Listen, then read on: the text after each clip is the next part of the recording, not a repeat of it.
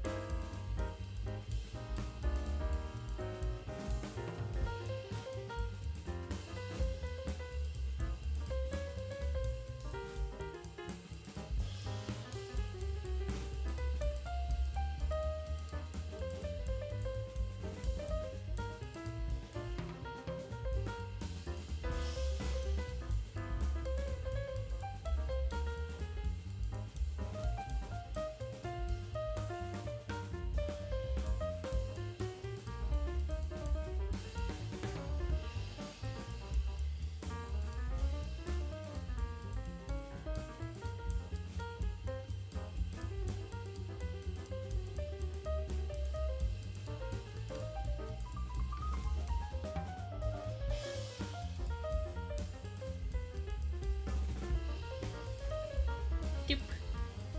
Doop doop. Doop doop doop doop doop. Doop doop doop. Doop doop doop doop. Doop doop doop doop doop doop doop. Doop doop doop. Doop doop doop doop doop doop doop. Hello, how you doing? It's Elias J. Dodger. How you doing, governors? How we doing? How are we doing? I have an interview tomorrow. I haven't prepared. Oops, my bad. Like, I know I should. I think I'll try and end stream a little earlier to give myself like a little bit of time to do it. I don't care. I don't know, I'm just like, whatever, we'll see how it goes. How we doing, how we doing? I'm good, I was watching a new episode of the peak anime Campfire Cooking in Another World with my absurd skill. Ah, nice, nice, nice. Hello, hello. And yeah, Dogger getting freaky at the start. What the hell? What the hell? Like, what is up with that dog? Okay, the game isn't up because there's a really lovely intro and I want to show you the intro so I can like, because Ferry, I can't remember the name of the other person that worked on this, but Ferry is how I found out about it. I want to be neutered. Yeah, Ferry is an amazing, like, song producer in the Vocaloid scene. And this opening is so good. Late start for you. Is it? It's normal, I guess. Like, okay. Yes, there we go. Technically should be full screen, but hey ho. Can you hear it okay? Can you hear it alright? Yeah. I love the visuals. I love the visual aesthetics that are going on here. I don't know what those numbers mean. They probably mean, like, something. Pardon me.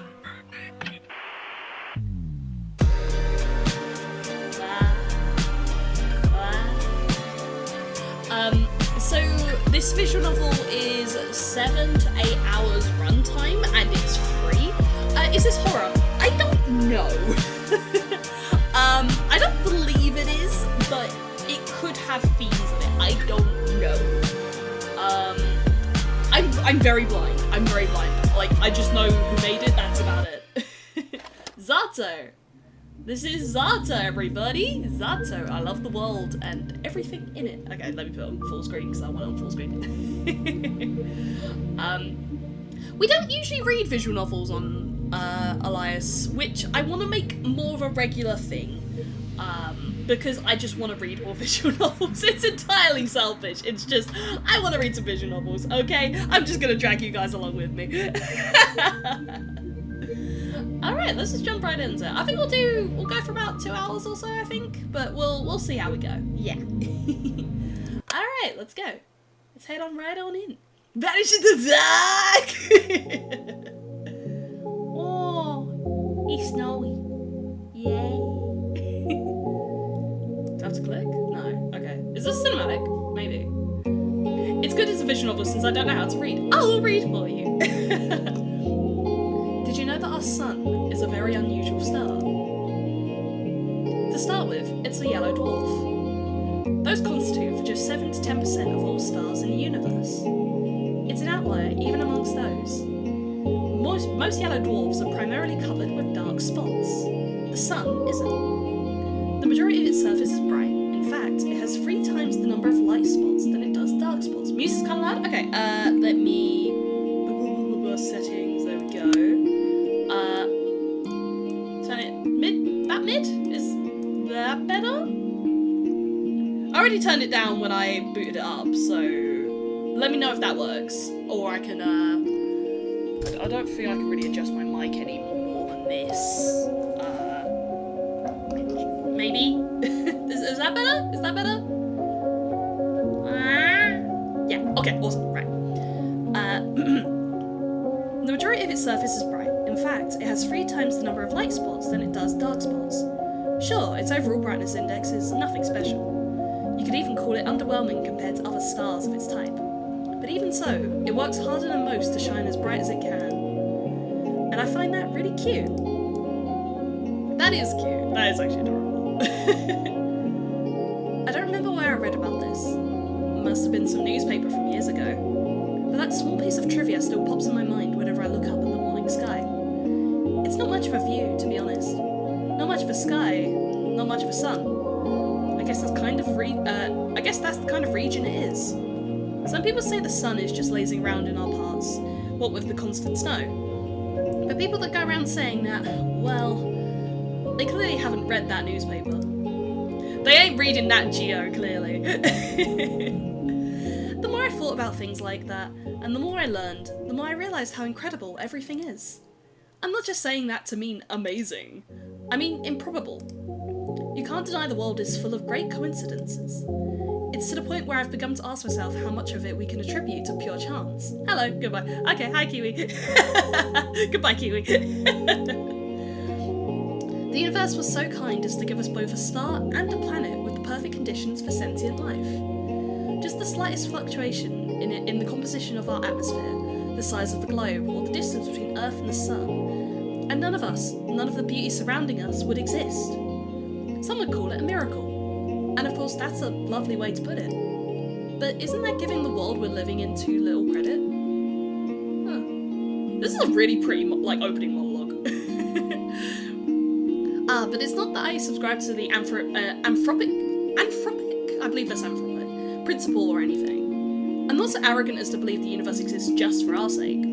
Or rather, I'm not so sure it exists solely to be observed. When a baby is born, it's not preoccupied with how it is perceived. That conscious need emerges later, as the child develops self-awareness. Until that point, its curiosity is aimed at its surroundings. So, if anything, it's the opposite of what the anthropic principle entails. We're social creatures, so the need to be observed makes sense for our survival. But to say the universe itself shares that priority, it just doesn't make sense to me. They out in the snow. Although, you can think about it this way. A child is curious about the world because it perceives the world as external. But what if the child is the world? What if all that it could ever observe existed within itself? What can the all-encompassing universe be curious about?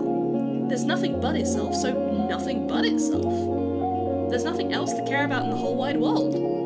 It is the world. Duh. Wait, now this makes perfect sense. If I put it like that, I guess the universe has no choice but to be self-centered. I love that because I made the post before I went live that was like, I love the world and everything in it, like the women that love me, Elias J. Dodger. Yeah, I'm self-centered. What of it? Even if this wasn't the case when it was born, what if the universe developed a desire to be perceived by others as it matured? The same way that a child would. And what do we do when we want others to perceive us a certain way? We try to mould ourselves accordingly. I think I get it now. The universe gradually felt the desire to be seen. It wanted to be admired, loved and observed because there's nothing more a world can do but to observe itself. It's the best and only pastime there is as far as the world is concerned. And if observation is good, more observation is even better. Of course, an endless universe can observe itself endlessly. You can say that its observation values equals infinity. That value may seem absolute, but it isn't really, not in mathematics. Infinity plus 1 exists. It's a value that the universe could never reach as a singular, albeit infinite, observer. So it had to create new, finite observers to add to its infinity. It needed to create sentient life. Sentient life is the plus 1. We're the plus 1 to the party, everybody. When I put it like that, it sounds like all of us are I predicted the line! Narrator, we are on the same wavelength. Hell yeah, plus 1 to the party, let's fucking go! Pardon me. Now isn't that fun? Yeah! This vast, mighty universe changed itself so meticulously to make new observers possible. It's fine-tuned all of its systems so precisely, just to have us here. It worked so hard just to share its one joy of us worthless insects. Whoa, okay. Oh no. Oh no, this can't be. That's cute! That's really cute! I should have expected this. I should have known the infinite universe would be infinitely cute. This world truly is wonderful, wonderful, wonderful! Grachevskaya is missing. Huh? I look up from my desk. A low hum runs through the class. Grachevskaya? What? Seriously? She's just skipping. Nah, she ran off with that one guy. You saw? No, but come on, you know her. She's totally... Silence! The teacher taps her journal on the desk. Ara's parents filed the report yesterday night. They haven't seen her since she left for school. Another round of whispers. The teacher raises her voice. So if any of you have any information that might help in finding Ara, please report it to the teacher's office or the police after class. That is all. On to the lesson. A chair creaks in the back. Wait, you really expect us just to study like normal after hearing that? Yeah, we're shocked, you know. We're worried sick. Seriously? Our classmate's missing. Our friend, Irochka. His name's Vadim. The room fills with repulsive giggles. Cut it out. Garin, sit back down. The The teacher's voice sounds just as dry as it did when she broke the news. She turns towards the blackboard to write down the date. We all know the situation will probably resolve itself just fine. So let's not act dramatic. If you have anything valuable to say, I'll be happy to hear it in the office. She puts the chalk down and begins the lesson. It's December 19th. A bird flies past the window.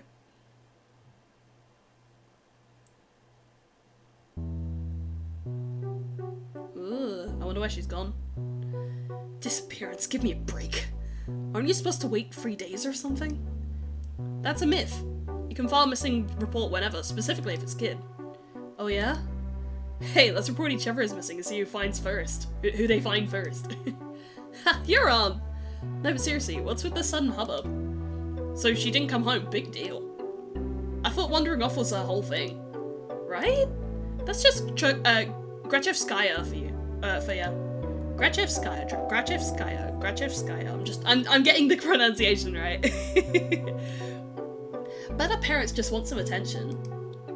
Like they need any more of that. I mean, I heard some of the weird cases. Yeah, never say never, crazy is genetic. You think she's in some crack house now? No way. Do we even have any? I wish.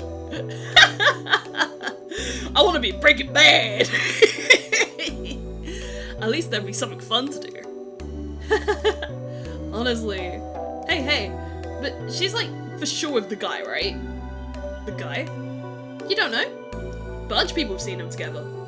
It's some older dude, he's like 30 or something? Ew. You serious? Yeah, it's so trashy. Oh. Is she getting groomed? Oh no. I slowly walk behind my classmates as we head to the next lesson.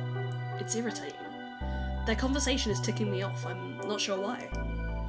It's not as if they aren't making sense. It's not unusual for Ira to wander off somewhere on her own. I'm not treating this news with any real gravity. Really, I'm no better than them. There's a trace of worry in my head, but it isn't directed towards Ira.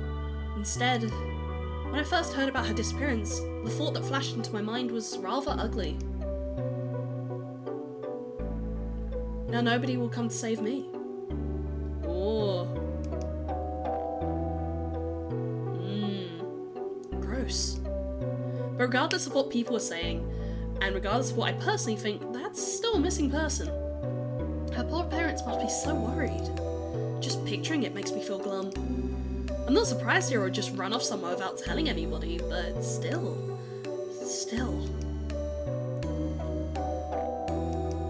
It's not like we've ever been friends. It would be strange if I acted all torn up about it, right? She's just that kind of person. Always getting herself in trouble, always hanging out in places she's not supposed to be at. They're right, this wouldn't be the first time Ira left for God knows where. But is it really true? The stuff they said about that older man, I've never seen or heard anything like that. Even though this whole time, I suppose it's plausible, knowing how some girls are. Even so, I'd never have thought Ira would be the type to be love-struck like that.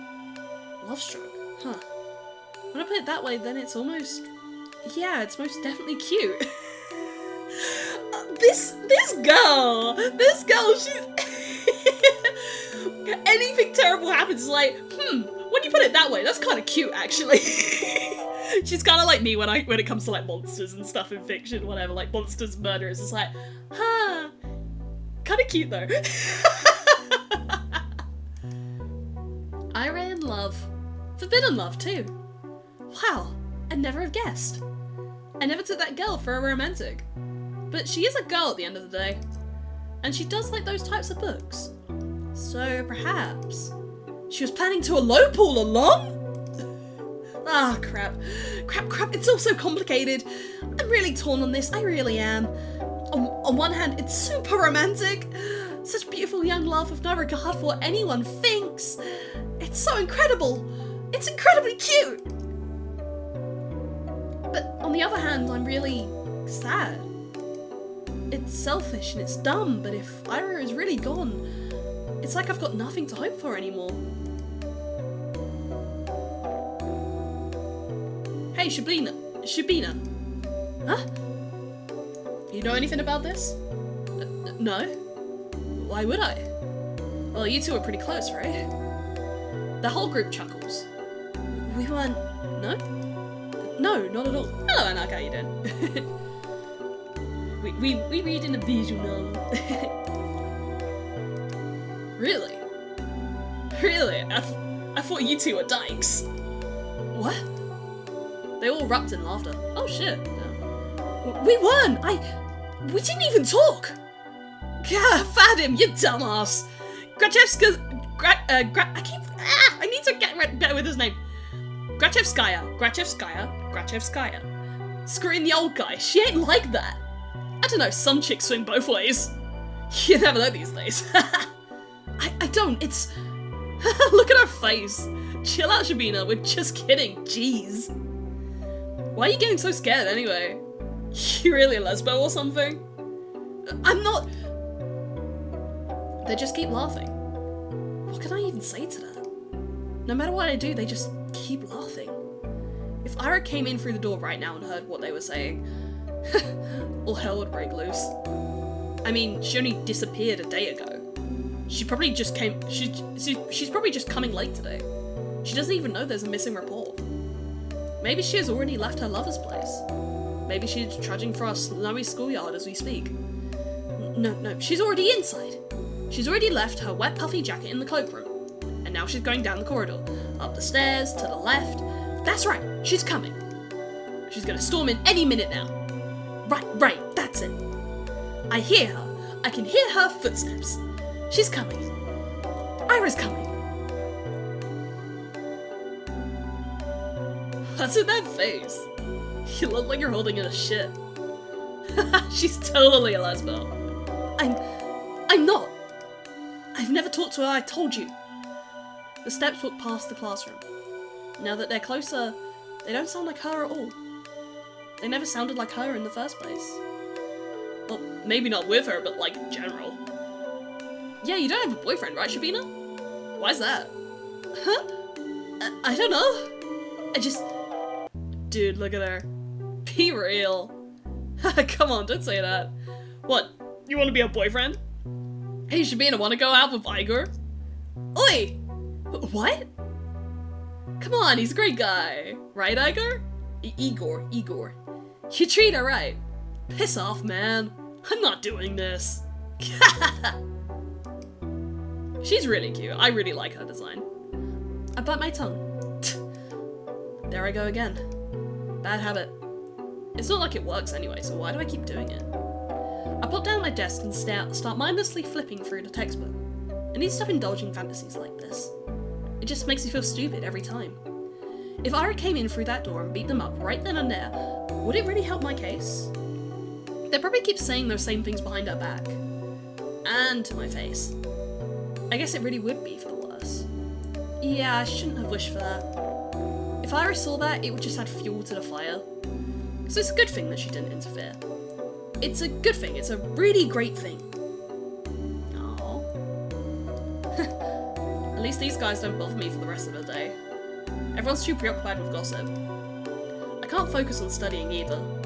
I keep thinking... The last time I saw Ira, the teacher says her parents saw her leaving in the morning, but she didn't show up to class. That part's nothing new.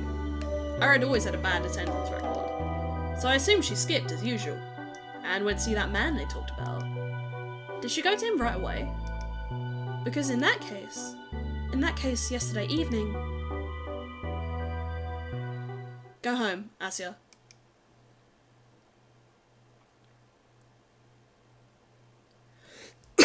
Pardon me.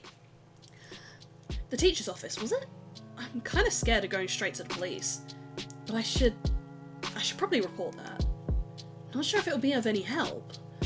And for some reason the idea of telling anyone what I saw, something about it just doesn't sit right with me. But there's no logical reason for that. I need to get over myself. Sure, she's probably fine, I know that, freaking everyone knows that. But if she's not, well, I'm gonna regret it big time. Oh, but I might also be tearing star-crossed lovers apart. If I really ran away to be with someone that she cares about so deeply, away from society's ridicule, Would it really be right to ruin it? Crap. I have to admit, I'm also a little judgmental. I mean, it's really beautiful. I do believe that judging love like that is ugly, ugly, ugly. But when I start to consider it closely, I just can't brush off how much older that man is. I just can't. Ugh, I'm really no better than the rest. Oh, this girl. Wait, that's it. So that's why I don't want to tell anyone about what I saw. It must be the good in me screaming, don't ruin their good fortune, they're probably so happy together right now, it's none of your business. Gosh, yeah, that must be it. That explains everything. Should I follow my heart then? Should I keep silent? Aw. It's not as if what I'd seen will make a difference. It was kind of inconsequential. There's no point in telling anyone about it at all. It's not the kind of information that points to any particular location or culprit. Not that there is one. So let's keep silent and everyone will be happy. I'll be happy, the good irrational me will be happy, and the cold reasonable me will be happy as well. Yep. Good job, Asya. You solved it. Ah, sure is nice to have a clean conscience. Oh, no need to loaf around here any longer. Guess I better head home. Ah!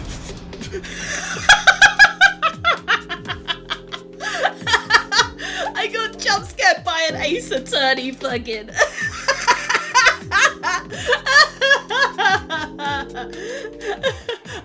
Objection, basically. Wait, if I play Ace Attorney, will I get jump scared by Ace Attorney jump scares?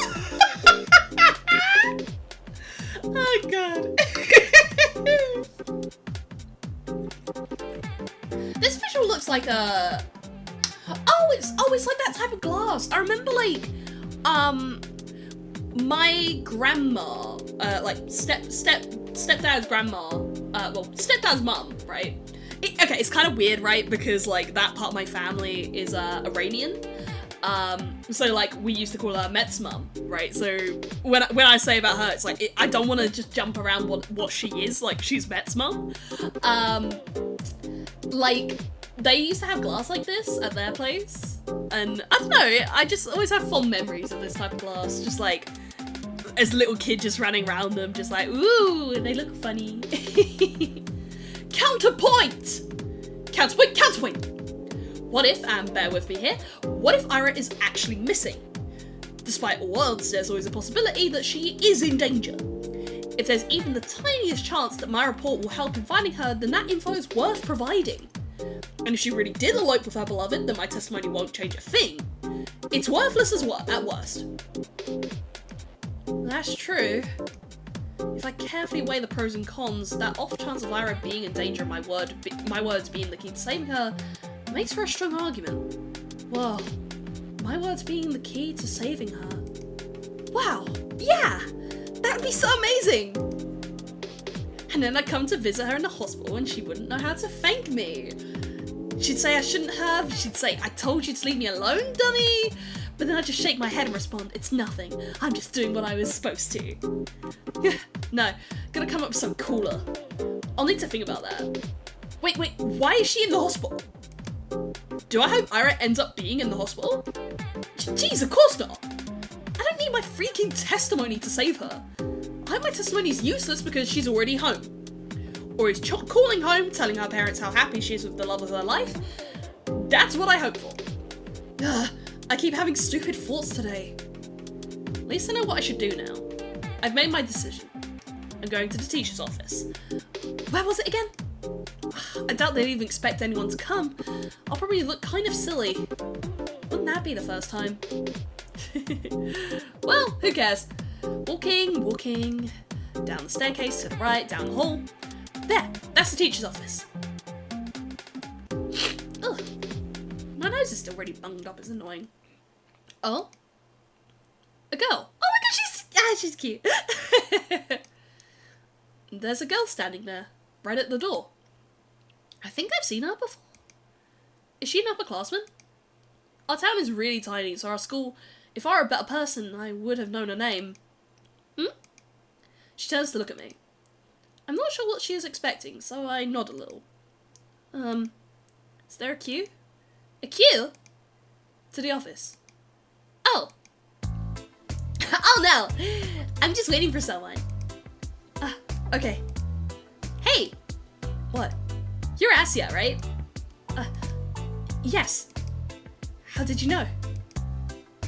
That's kind of a loaded question. Oh, she's cute. How do we know anything?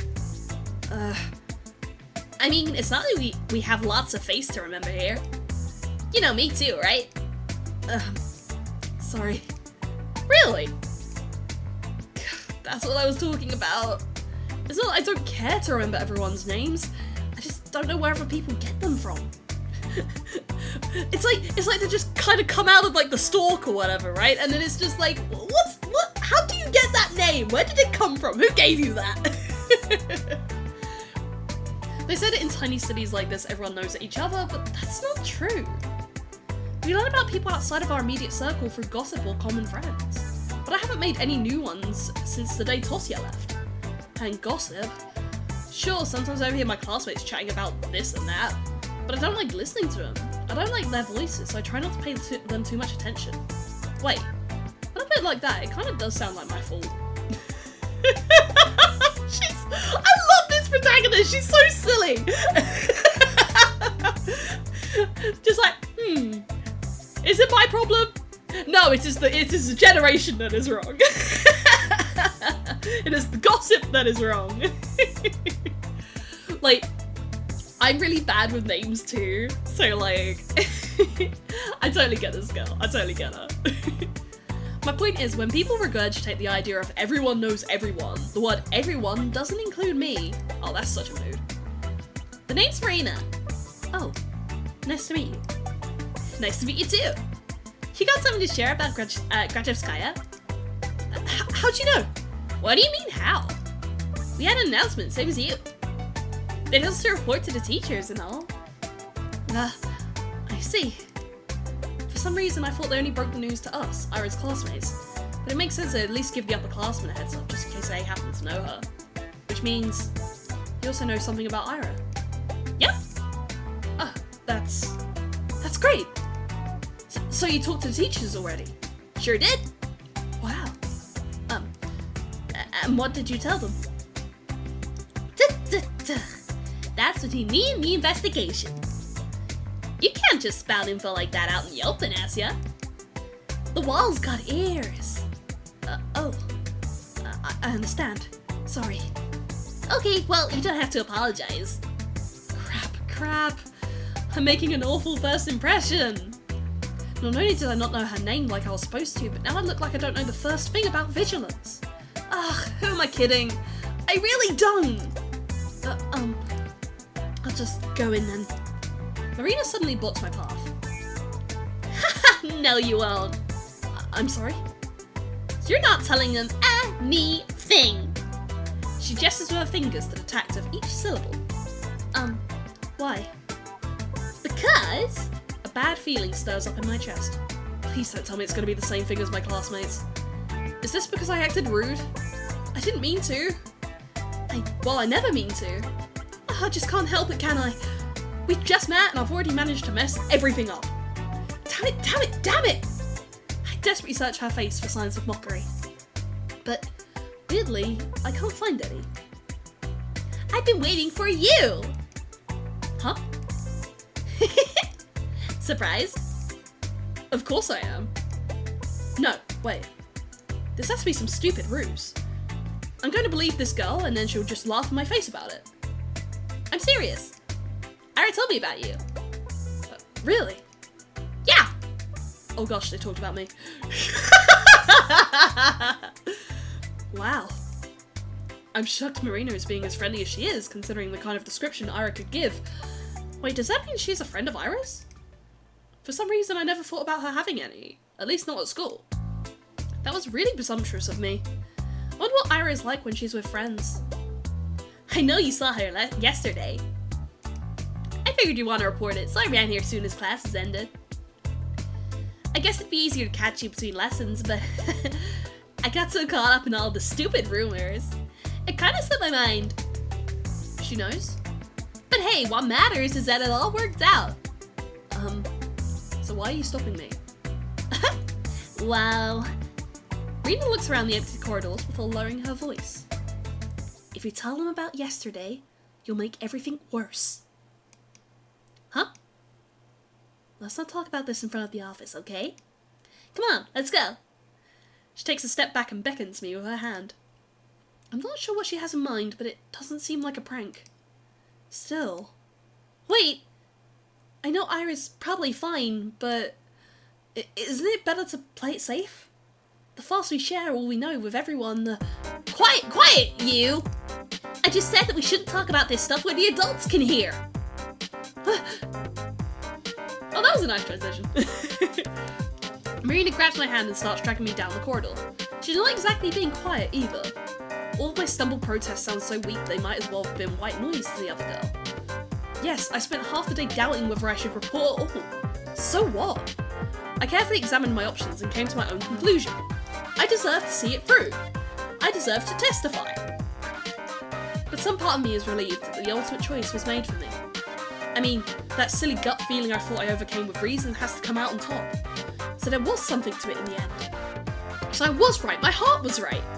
Sure, I can't actually know that since I've yet to hear what Marina has to say, but this can't be pure chance, can it? And if it's not, what does it actually hinge on? Did Marina show up because the world needed to stop me for the sake of something more important? Or did Marina show up because I subconsciously wished for something, for anything to stop me?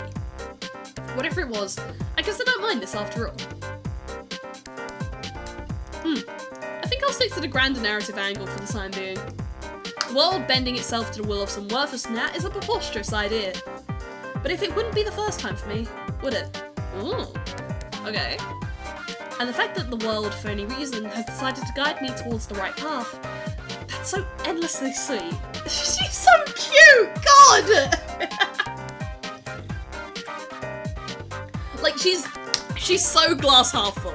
She's so glass half full. Like, you know, clearly things around her are just not working out, but she's just like, wait, the universe is adorable. Down the stairs, to the lobby, to the coat room. I don't resist anymore. Marina drags me along and I can feel my doubt turning into excitement. This is definitely the right path. This girl knows about Ira. I want to know more about Ira too. The whole wide world wants me to know. And the fact I'm playing this game, so I want to know. What happened to Ira? What's our bets, everybody? I think, okay, I'm gonna say it. I think this game's gonna go in a really dark direction. Z.A.T.O, I love the world and everything in it. Yeah, I think episode 1, Ira.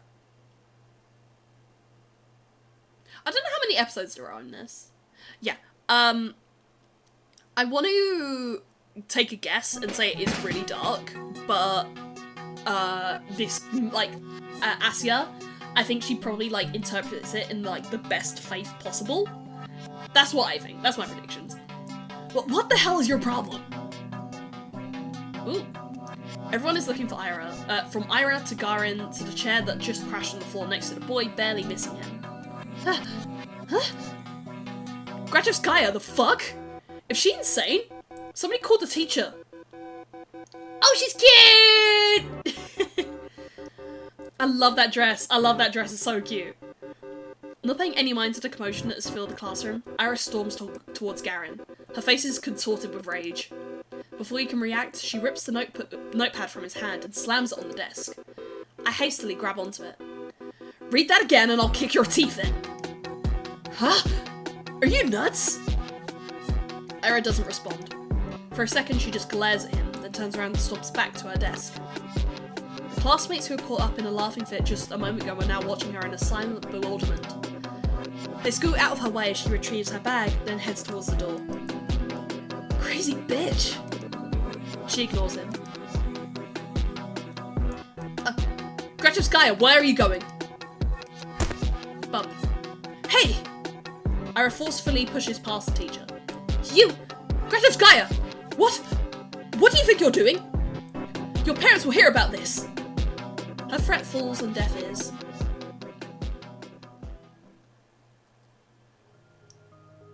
Everyone knew Grachevskaya. She's always been like that, I think. No, not throwing chairs around. Ira had no regard for the rules that everyone's supposed to follow. I guess they call someone like that a problem child. Her parents got a lot of flack for it. it's only normal in a town like ours. Not just because of its small size, but because of its, let's say, exclusivity. Also, can I just say, one of the things I really like in fiction, I'm a really big fan of stories that do, like, small town stuff. I think that's always really interesting.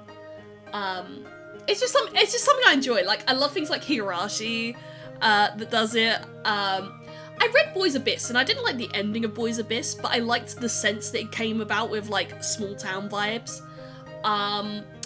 There's, like, a music artist that I've listened to in passing who did, like, I guess, like, extreme noise. And I know, like, a lot of his stuff was kind of informed by, like, being in, like, a small town in Italy. It's just, like, I love the way it comes about, like, so suffocating, you know? I think it's such an interesting vibe, and I really enjoy that in fiction. I'll try and write something like that one day, I think. Yeah.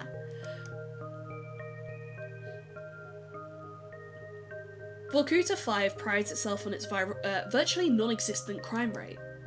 That's the natural consequence of nobody being allowed to enter or exit without a permit. You're lucky to be here, to have a salary higher than the national average, to have access to goods people in the neighbouring towns can't even dream of. Few get afforded such privilege. Last time I checked, our population hasn't even hit 6,000. Ooh. So when someone like Ira appears out of this tiny society's radar, she's not just seen as a delinquent. She's a puzzling stain on a community that's meant to be spotless. Like a weed that sprouted in a painstakingly maintained flower garden. Of course, it's not as if she had appeared out of thin air. It's all in the family, they say. The blame falls on the people responsible, that is, on Ira's parents. And questions begin to arise. Why is Grachevsky's daughter behaving like this? Is there trouble at home? Do they believe this is acceptable? Do they not teach her discipline? Do they not understand how fortunate they are? They've been granted so much, yet they can't do the bare minimum in raising their own child. Do they really want to be here? Do we want them to be here? Ooh, okay, I'm getting vibes that is like town conspiracy a little bit. Like, you know, something going against the order of the town and then the town being like, no. I've heard a lot of talks like that. I've heard more after Ira threw the chair at Garen. I didn't get why. Everyone was just having fun. And it was my fault for bringing the notebook anyway. I was hoping to write a little in the library once school was done, but my bag slipped and all the contents scattered onto the floor. Of course they would get curious about it. Of course they'd want to read the silly things I wrote. It's not a big deal. It's not like I've ever taken poetry or drawing very seriously. Those are just fun distractions, nothing more. If people laugh, well, what's it matter to me? I couldn't wrap my head around it. I couldn't, but I still wanted to thank Ira somehow.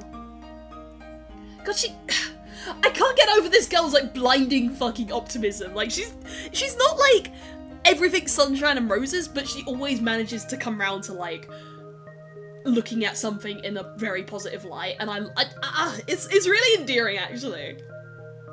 I think in a story that's clearly, like, leaning towards the bleak, I think it's really endearing to have a character that is like that. She rarely shows up to school. Okay, you know how I like my, like, extreme fiction and stuff? There's a film that I love. It's called Dancer in the Dark. Director's... Director ain't great. What happened in that film and, like, the behind the scenes is very bad. You know, allegations and stuff were really, really bad. But the film itself is kind of that vibe of, like, the main character, she's played by Bjork, she's, like, very optimistic, like, very much like, I want the best, and, you know, looks through the world in, like, a very, very light-hearted way, but then the world itself is just very, very cruel, very cruel. I don't recommend the film easily because it's so fucking sad. I was not okay after I watched that film. I was just like, this fucking sucks. But, like, again, I think it's that same, like, character that's trying to be bright in a world that isn't. I really enjoy that. She rarely shows up to school, and even when she does, she can just leave at random. I couldn't get a hold of her for a long time because of that. Well, that's... And also I was really scared. Ira has never as much as looked at me. Even when she lashed out at Garen, it's like I wasn't even there. But 2 weeks after the incident, it finally happened. We crossed paths. I went to the bathroom during some lesson, I think it was math? I came in through the door. Ooh, she's smoking. Oh. And there she was, blowing white smoke through the half-open window. I didn't even know she was at school. Oh, hi. Ira shot me a disinterested look. Hi. I awkwardly scuttled past her to one of the stalls. After closing the door, I realised I was so nervous I couldn't do any of my business. So I just sat there thinking about how I should approach her. It's not like I had some long conversational formalities in mind. I just wanted to say thanks. In theory, it should have been easy. But wouldn't that make me look like a weirdo too? Assuming she did all of that for me, that would just make me look self-centered. I had no idea how much time had passed while I was in the stall. Maybe 5 minutes, maybe 20 seconds. But when I heard what sounded like her getting off the windowsill, I swung open the door. Wait! Huh? I froze up. She stood next to the window, bag in hand. The cold draft wafted through her hair. I had to say something. I got this rare chance. The world gave me this rare chance to tell her what I wanted. But what am I supposed to say? Thank you? After I just tumbled out of the toilet stall? What? She raised an eyebrow. I just stood there with my mouth helplessly open, as if I'd just gone mute and if every word in the Russian dictionary just got wiped from my brain. Whatever. No, wait! Please! I took a step towards her and she jolted away like I were a leper. I didn't even know what I should say or ask, I just knew I had to say something. If it was the first thing that popped to mind. What? What the hell do you want? Isn't it cold? Huh? The windowsill. When he sat smoking there, right by the window, I thought, weren't you cold like that? Huh? She blinks. Not really. Maybe a little? Huh. Thought so. Anything else? No. I mean, yes, I'm sorry that you got in trouble. Huh? Well, I figured I heard you got into a lot of trouble after that. You know, when Garen read my stupid poetry. I'm sorry for that. She eyed me for several seconds, which to me felt like an eternity. Then she sighed and slowly flipped her hair back. And why are you apologizing? This had nothing to do with you. Well, I guess not. His voice was getting on my nerves.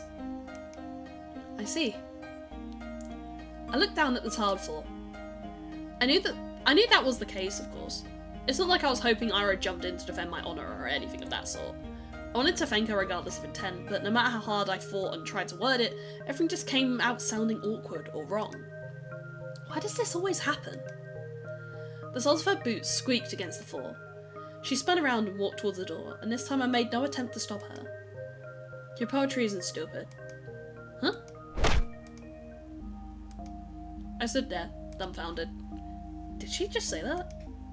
Did I hear it right? Your poetry isn't stupid. Does that mean she likes it? Ira likes my poetry? Ira Grachevskaya. The bell rang and snapped me out my short-term stupor. I shook my head. Right, I need to get back to the classroom. I doubted Ira was going to be there at the next lesson. I washed my hands from nothing in particular. I'm just imagining like the next session, she's just sitting there like, ooh, oh god, I need a pee!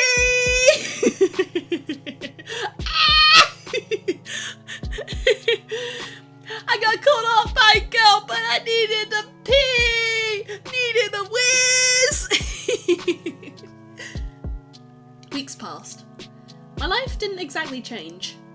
I went to school the same way. I sat through the lessons, then went to the store, then to the library or for a walk, and then when it got dark I headed home. Day after day. Huh? My notebook. I just left to get a snack from the cafeteria. Where did it go? Oh, Shabina. We borrowed your homework for a second. You don't mind, do you? It's fine. Thanks. By the way, is this supposed to be you? He left some scrap paper up to me. Oh no. I forgot I left it in there. Oh no. He found my persona. Fuck. No. It's just a drawing. Yeah? You sure? He really looks like you if you were pretty. It's not me. Whatever you say. Sometimes my classmates joked around with me. Whenever that happened, my thoughts involuntarily drifted to Ira. She still attended classes, albeit regularly. She always vanished during breaks. I don't know where to, and I wouldn't dare ask. Something told me she'd say, none of your business, if I did. And she'd be right. But even so, I kept imagining those scenarios in my head. Not just when I was being laughed at. I started doing it when I was walking home from school, or to the store, or just wandering the streets, killing time. I kept thinking about how funny it would be if I bumped into Ira. I thought how interesting it would be if we talked. I even tried to stay out longer. I started to take new routes. It's embarrassing to think about it now. But... Ira! She just walks past me in the corridor. Not even a nod, not even a look in my direction. I guess I don't exactly stand out in a crowd, but no, it's my fault for mumbling. I should have spoken louder. Even though it took all of my courage just to muster that much. Even though I definitely think she should have heard it. Hey, Vadim. What? Remember when I gave you 50 Kobecs? Can I have it back? Huh? 50 Kobecs? When was that again? Last Friday. Jesus. You remember things like that? Can I have it back? Matt, I don't even remember taking it. You sure you're not making this up? Maybe you gave it to someone else? No, it was you. Jeez, I don't freaking know. It's half a ruble, Sharina. Who gives a shit? Yeah, why'd you care so much? So petty. You probably just lost it or something. My eyes keep snapping to the doorway. It's empty, of course. What am I waiting for? Even if she showed up, what would she do? Mug him in front of everyone? Let me get your fucking money!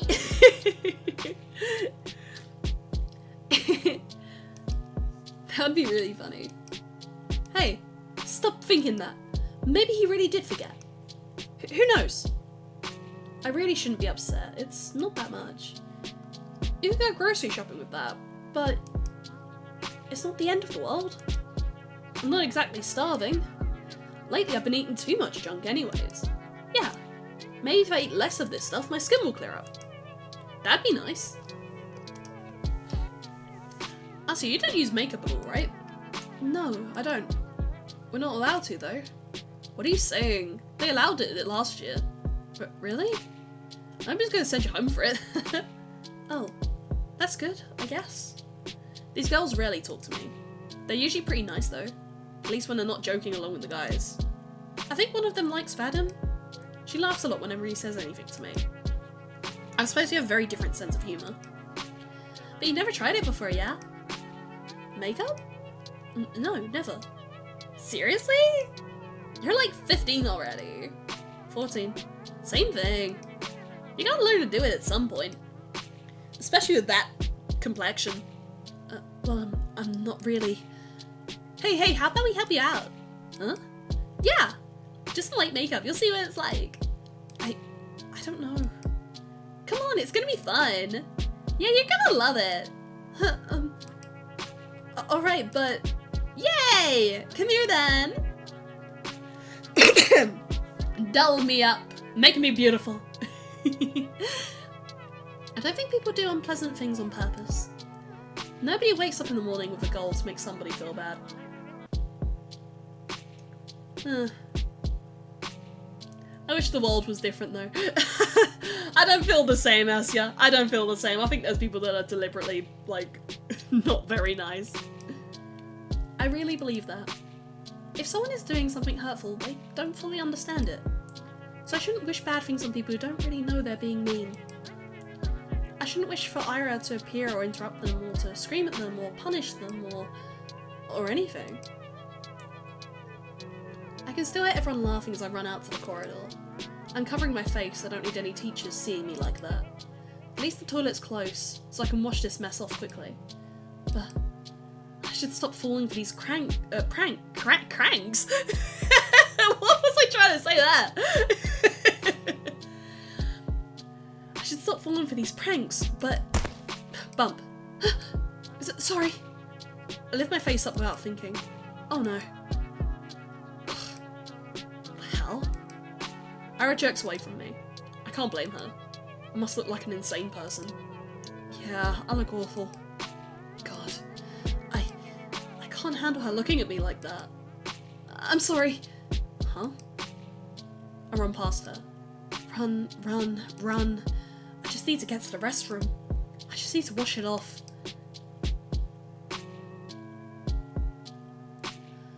After about a month, reality had dawned on me. I keep telling myself that Ira's actions had nothing to do with me. She told me that much, and in no uncertain terms. She said that, and I kept repeating it again, and again, and again, and again. But I didn't believe it. On some level, I still held on to the faint hope that Ira pitied me, that she cared about me for God knows what reason. No, really, what was the reason? Her lashing out at a classmate she found annoying, one who just so happened to make fun of me. Her not joining in? Her telling me she liked my ratings? She didn't even say that much. She said they weren't stupid. Oi. 3 coins clink against my desk. 20, 20, 10. So he remembered? There. Thanks for the unforgettable night. Everyone around erupts in snickers. Hey, you're a cheap deal. You free later? Very funny. Oh, please, Shabina, get a sense of humor. Your face is dragging down the class morale. That's right. You're doing us all a disservice. Think of your classmates for once. God, he's such a shit. I let myself believe something would change. I thought about it as if I deserved it. As if I didn't have it good enough before. As if my life hadn't had any real problems. As if my life had any real problems. I was just being greedy, plain and simple. Getting my hopes up over some silly coincidence. It's all so stupid, I can't help but laugh. But that's okay. I know better now. I was being ridiculous. It's shameful to admit, but better late than never, right? I got a little too caught up in my own little world. And hey, even if they didn't amount to anything, I can still appreciate those little encounters with Ira for what they were. Brief, but wonderful moments. I could reminisce fondly about the one time I lucked out and saw Garen all scared and confused. Or that one time somebody gave my work a compliment, backhanded as it was. I could do that because everyone does that. Everyone has those little things that they look back on with a smile. It's beautiful in its own way, is it not? Our whole lives are a series of episodes, both good and bad. It doesn't matter if they've grown into a bigger story, because each moment has a lot of merit on its own. It's something I should learn to be content with. It's something I've been perfectly content with until now. Until I decided that what I had wasn't enough. Speaking objectively, what is there to complain about? No, seriously. I live in the prettiest part of our vast country. I have a comfortable roof over my head and even my own room. I have 2 living parents. I have wonderful hobbies to enjoy, paper to write on, books to read, TV to watch. I buy myself treats almost every day after I'm done with school. I have good grades and the teachers tell me I have great potential. My classmates also recognise how studious I am. I help them with their studies when they ask me to. That's right, I've got classmates that I can always talk to. Guys I can laugh along with even if their jokes don't always land, even if my sense of humour isn't the best. All of this, I have all of this, right here, right now. Everything that a girl my age could ever ask for. So why did I act as if that wasn't enough? You idiot! Huh? Oh, puffer jacket, cute. Why the hell do you always go along with some bullshit? I'm so...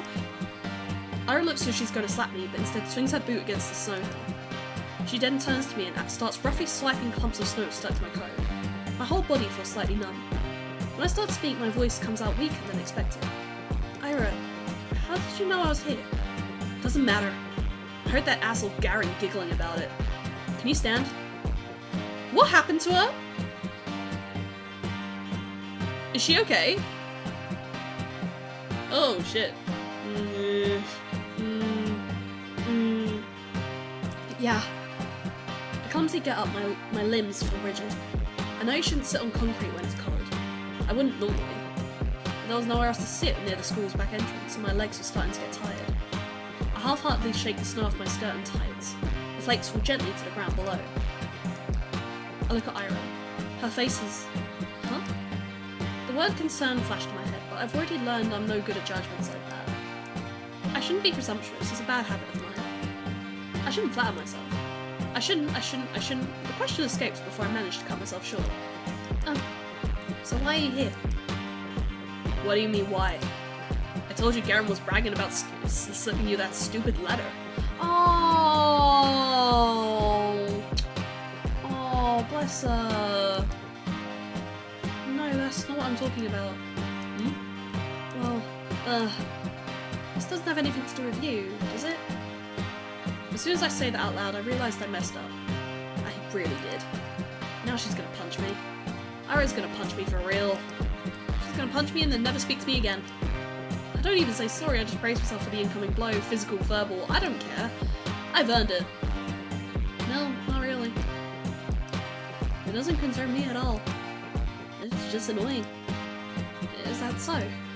Yeah. You pissed me off. And you pissed me off too.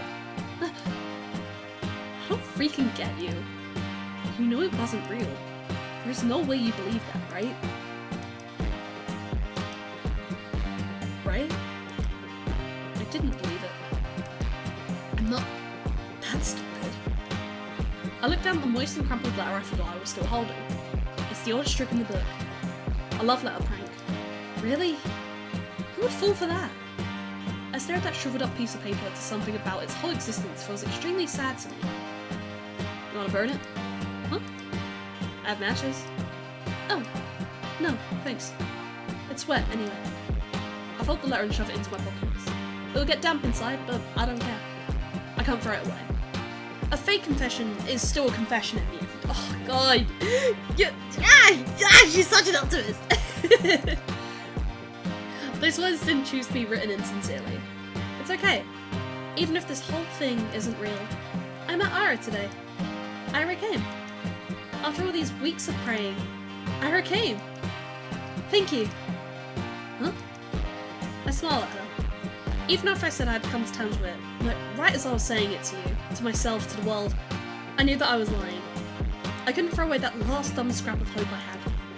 That small involuntary thought that crept into my mind whenever I felt slightly lonelier than usual. Even if it took so long, she finally came. I didn't do anything, really. Huh. Flustered. Ira's flustered. Is she flustered? Really? That's cute. That's just so cute. Huh? What's with you? Ah, right.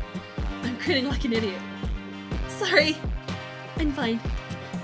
Whatever. I'm going home. Huh? Already? Ira gives me a quick once-over. You take care. Yeah, okay. Bye-bye. We wave at each other and I watch her disappear behind the corner. I hesitate. Maybe I shouldn't... It feels like there's still so much I want to say to her. I don't know what or why, but I just know that it's a lot. I turn and walk a couple steps in the direction of my home. No. Change my mind. I run back. Crap, my legs are still so stiff. I turn the same corner Ira's passed not even a minute ago. And she's already gone. I sigh. The snow here isn't deep enough to leave clear footprints. Not that I'd be desperate enough to follow. Why does she always leave in such a rush? Okay, 1 second. My seat was very high up and my back was starting to hurt. I wanted to sit a little more back. Big stretch. Big stretchy. Make sure to stretch, everybody. It's okay. My life didn't exactly change. I went to school the same way, I sat through lessons, and I went to the store, then to the library or for a walk, and then when it got dark, I headed home. Day after day. Sometimes my classmates joked around with me. Whenever that happened, my thoughts involuntarily drifted to Ira. She still attended classes, albeit regularly. She always vanished during breaks, I don't know where to, and I wouldn't dare ask.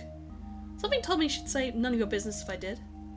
The dialogue's looping, isn't it? Yeah. And she'd be right. But even so, I kept imagining those scenarios in my head. Not just when I was being laughed at. I did it when I was walking home from school, or to the store, or just wandering the streets killing time. I kept thinking about how funny it would be if I bumped into Ira. I thought how interesting it would be if we talked. I even tried to stay out longer, I started to take new routes. And as naive as it was to behave that way, I kept doing it. Again and again. Walking and walking, praying and praying. Do you assholes ever shut up? Huh? Oh, this bitch. Now we saw Ira enter the class, everyone was too busy whistling and laughing. Ah. And she caught me in a really dumb pose. Well, that's on me. Oh. Ah! I want to shake this girl! I want to shake her and be like, yeah! Don't get bullied!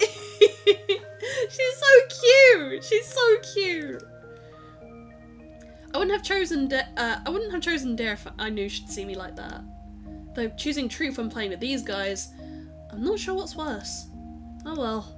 I'm saying all this, but I got what was coming to me. I chose to embarrass myself, and as I did so, I kept begging, wishing as hard as I could for Ira to appear. And so she did. And now, despite the overwhelming shame, I feel so happy that I might explode. Ira walks to her desk, barely patting me a passing glance. All the boys skirt out of her way, only Garen doesn't. Move. Nah. What's the rush? Come play with us too. Huh? Dude, you serious? Come on. Have some fun for a change. Look, Shabina's having fun. Right, Shabina? Please don't look. Yes. See? Ira doesn't flinch. Out of my way. Or what, gonna throw a chair at me? To everyone's surprise, Ira calmly puts her bag on the nearest desk. She starts digging through it without saying a word. Garen lets out an awkward chuckle. What, got a grenade in there or something? She looks at him. Watch. Whoa! Garen jumps back, bumping into another student. But what the fuck? Everyone shifts away. What was that? Huh? What the hell? Oh, shit! Oh, shit. Something silvery shines in Ira's hand. It's a bow compass. Is that... You serious?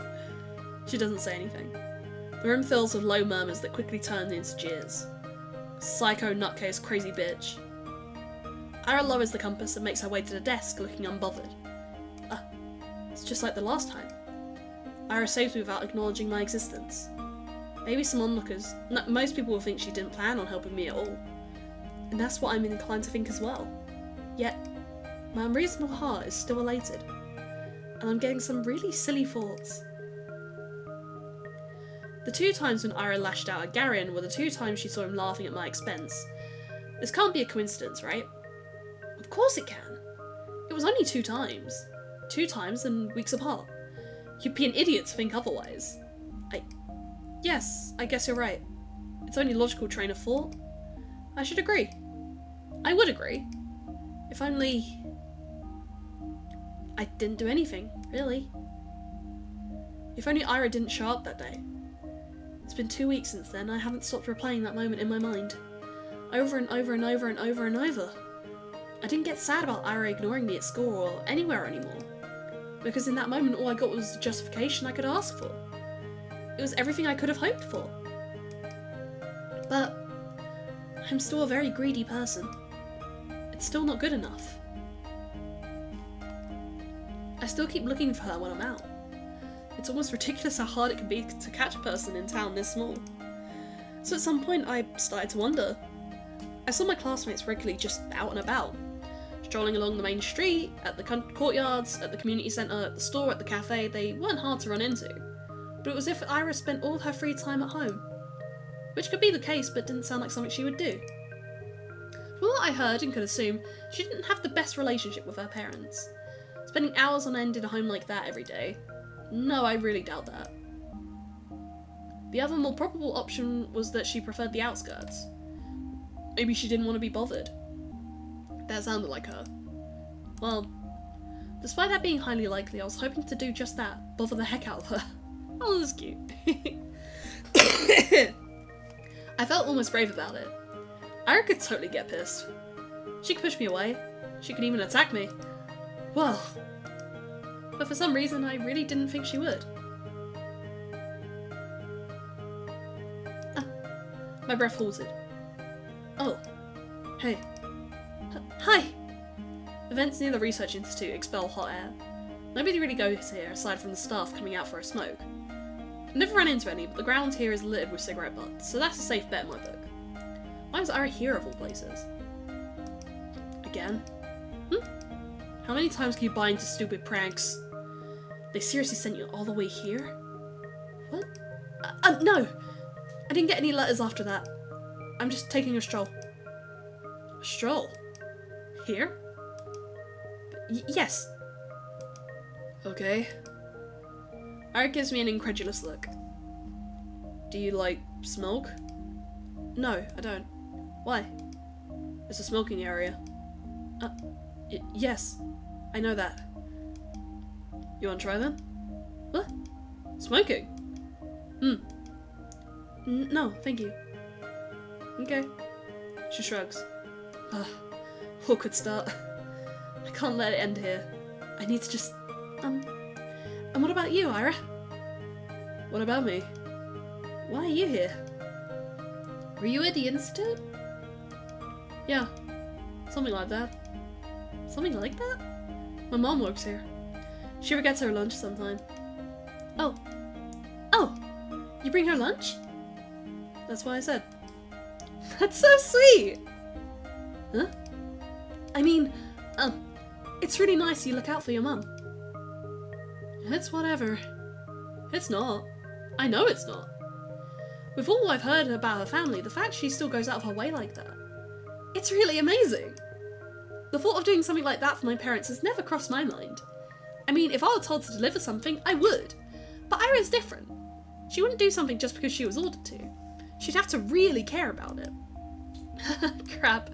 That proves it. Ira and I weren't cut from the same cloth. When I spend my days looking for excuses to stave off the minute I have to come home, Ira is cooking, packing lunch, and carrying it to the edge of town. That goes against everything I've heard. But it makes so much sense. That's why I never see her on the street. That's why she doesn't have time to sit at the cafe. That's why she doesn't idle away at the community centre. That's why she's such a caring person. That's why I'm such a piece of trash. No. Judy said her mum forgets her lunch sometimes. Lunches are prepared in advance.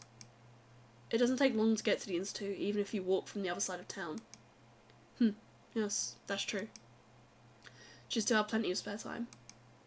This doesn't work. This explanation doesn't work.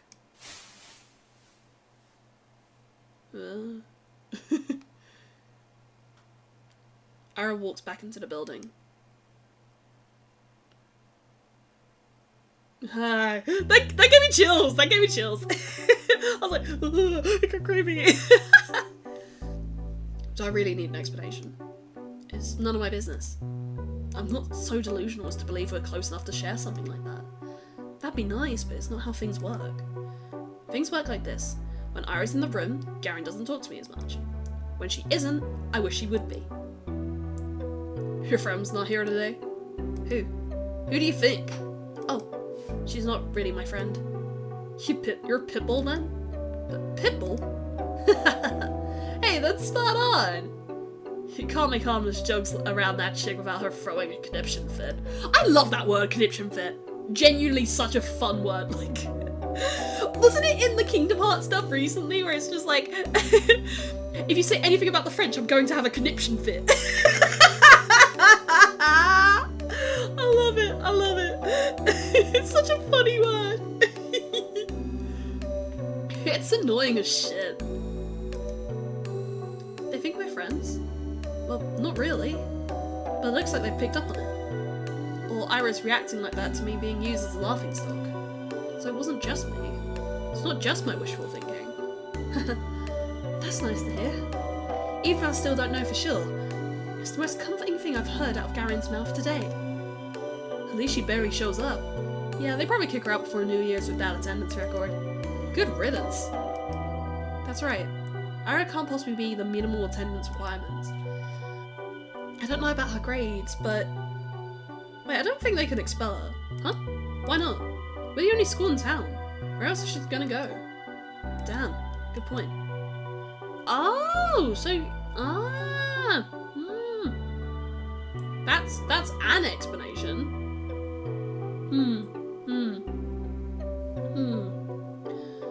Phew. Well, her parents could just send her away. You mean to another town? Yeah. To a relative or something. But... No! Oh man, now you say that. Everyone pretends to be surprised when that happens. No. No. I hate how they're right. I hate that I can see that happening. Everyone talks about it. How Ira's a nuisance to our household. It's been like that for a long time. But still, she forgets her lunch sometimes. Ah! This can't happen! No! It can't! It's not fair! They can't send her away! She can't go, she's so nice, she cares, she does, maybe not for me, but for her family, why would they send her away? That's just too cruel, they can't do that. If they do that, then it will all be over.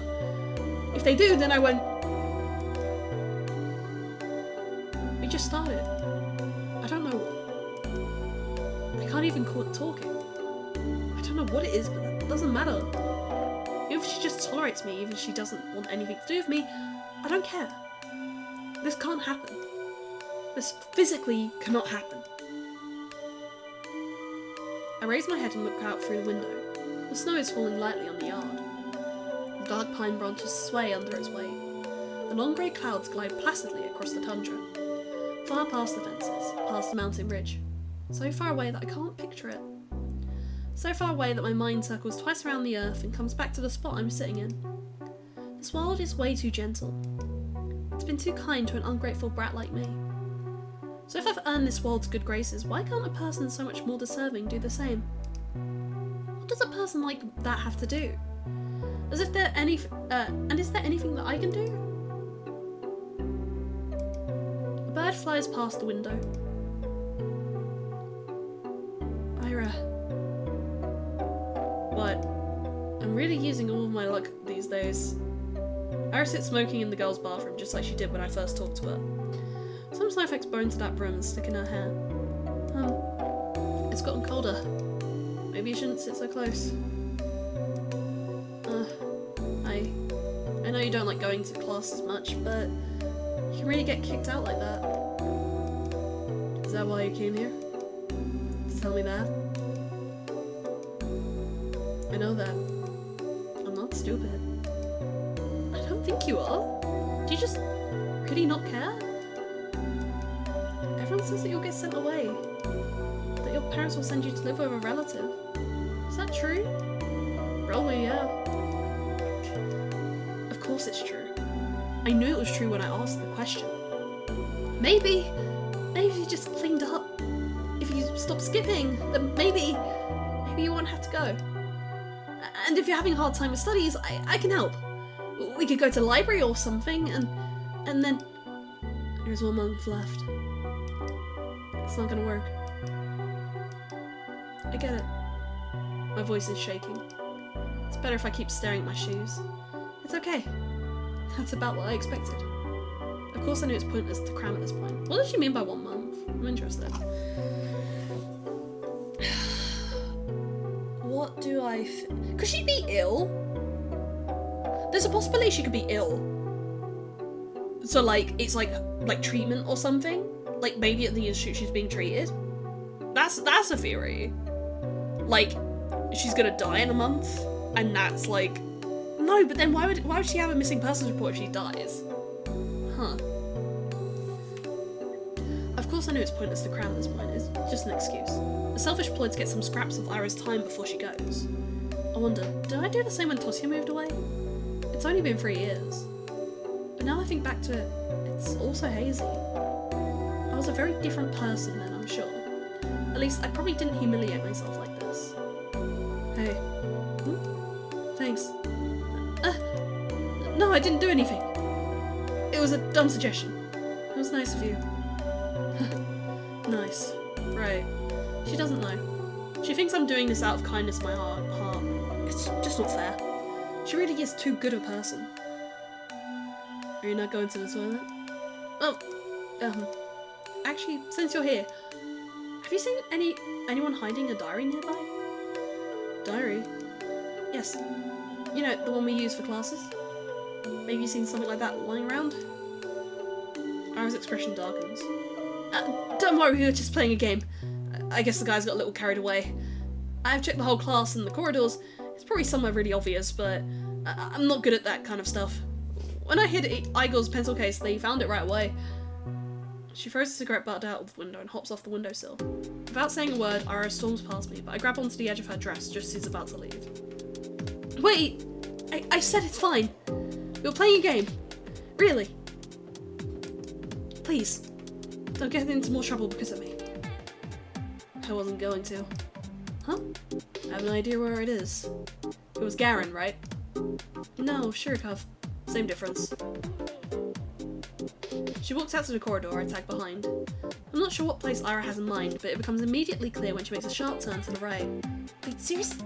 She swings open the door to the boys' restroom and loudly marches in. Gah! Some poor guy tumbles out, almost colliding with me. Sorry! We're sorry! He turns and shakes his head at me in disbelief. I mean, what's there to say? I follow Ira to the bathroom. Oh, the smell is so much worse in this room. I look around and see Ira's hand reaching above one of the stools. Ah, there it is. My diary. Right by the tiny window at the top. Ira steps on the toilet bowl. But please be careful. I'm fine. She grabs onto the flush tank secured way above. Then using it as an anchor, she reaches for the windowsill. Catch. Pat! I clasp the diary in my hands. It's really been here all along. I look up at Ira, who's now awkwardly trying to get down. Wow, thank you. Yeah. Bam. Wow, Elias, you said that with so much enthusiasm. Bam. Pardon me. Ira almost loses her balance, but jumps just in time. The bowl makes a loud clang as she hops off. Whoa. Are you okay? Yeah. Let's get out of here. You think it's broken? Dunno, I didn't see anything. Huh? But why would I be in a men's toilet? Gross. Cute. Ah, I see.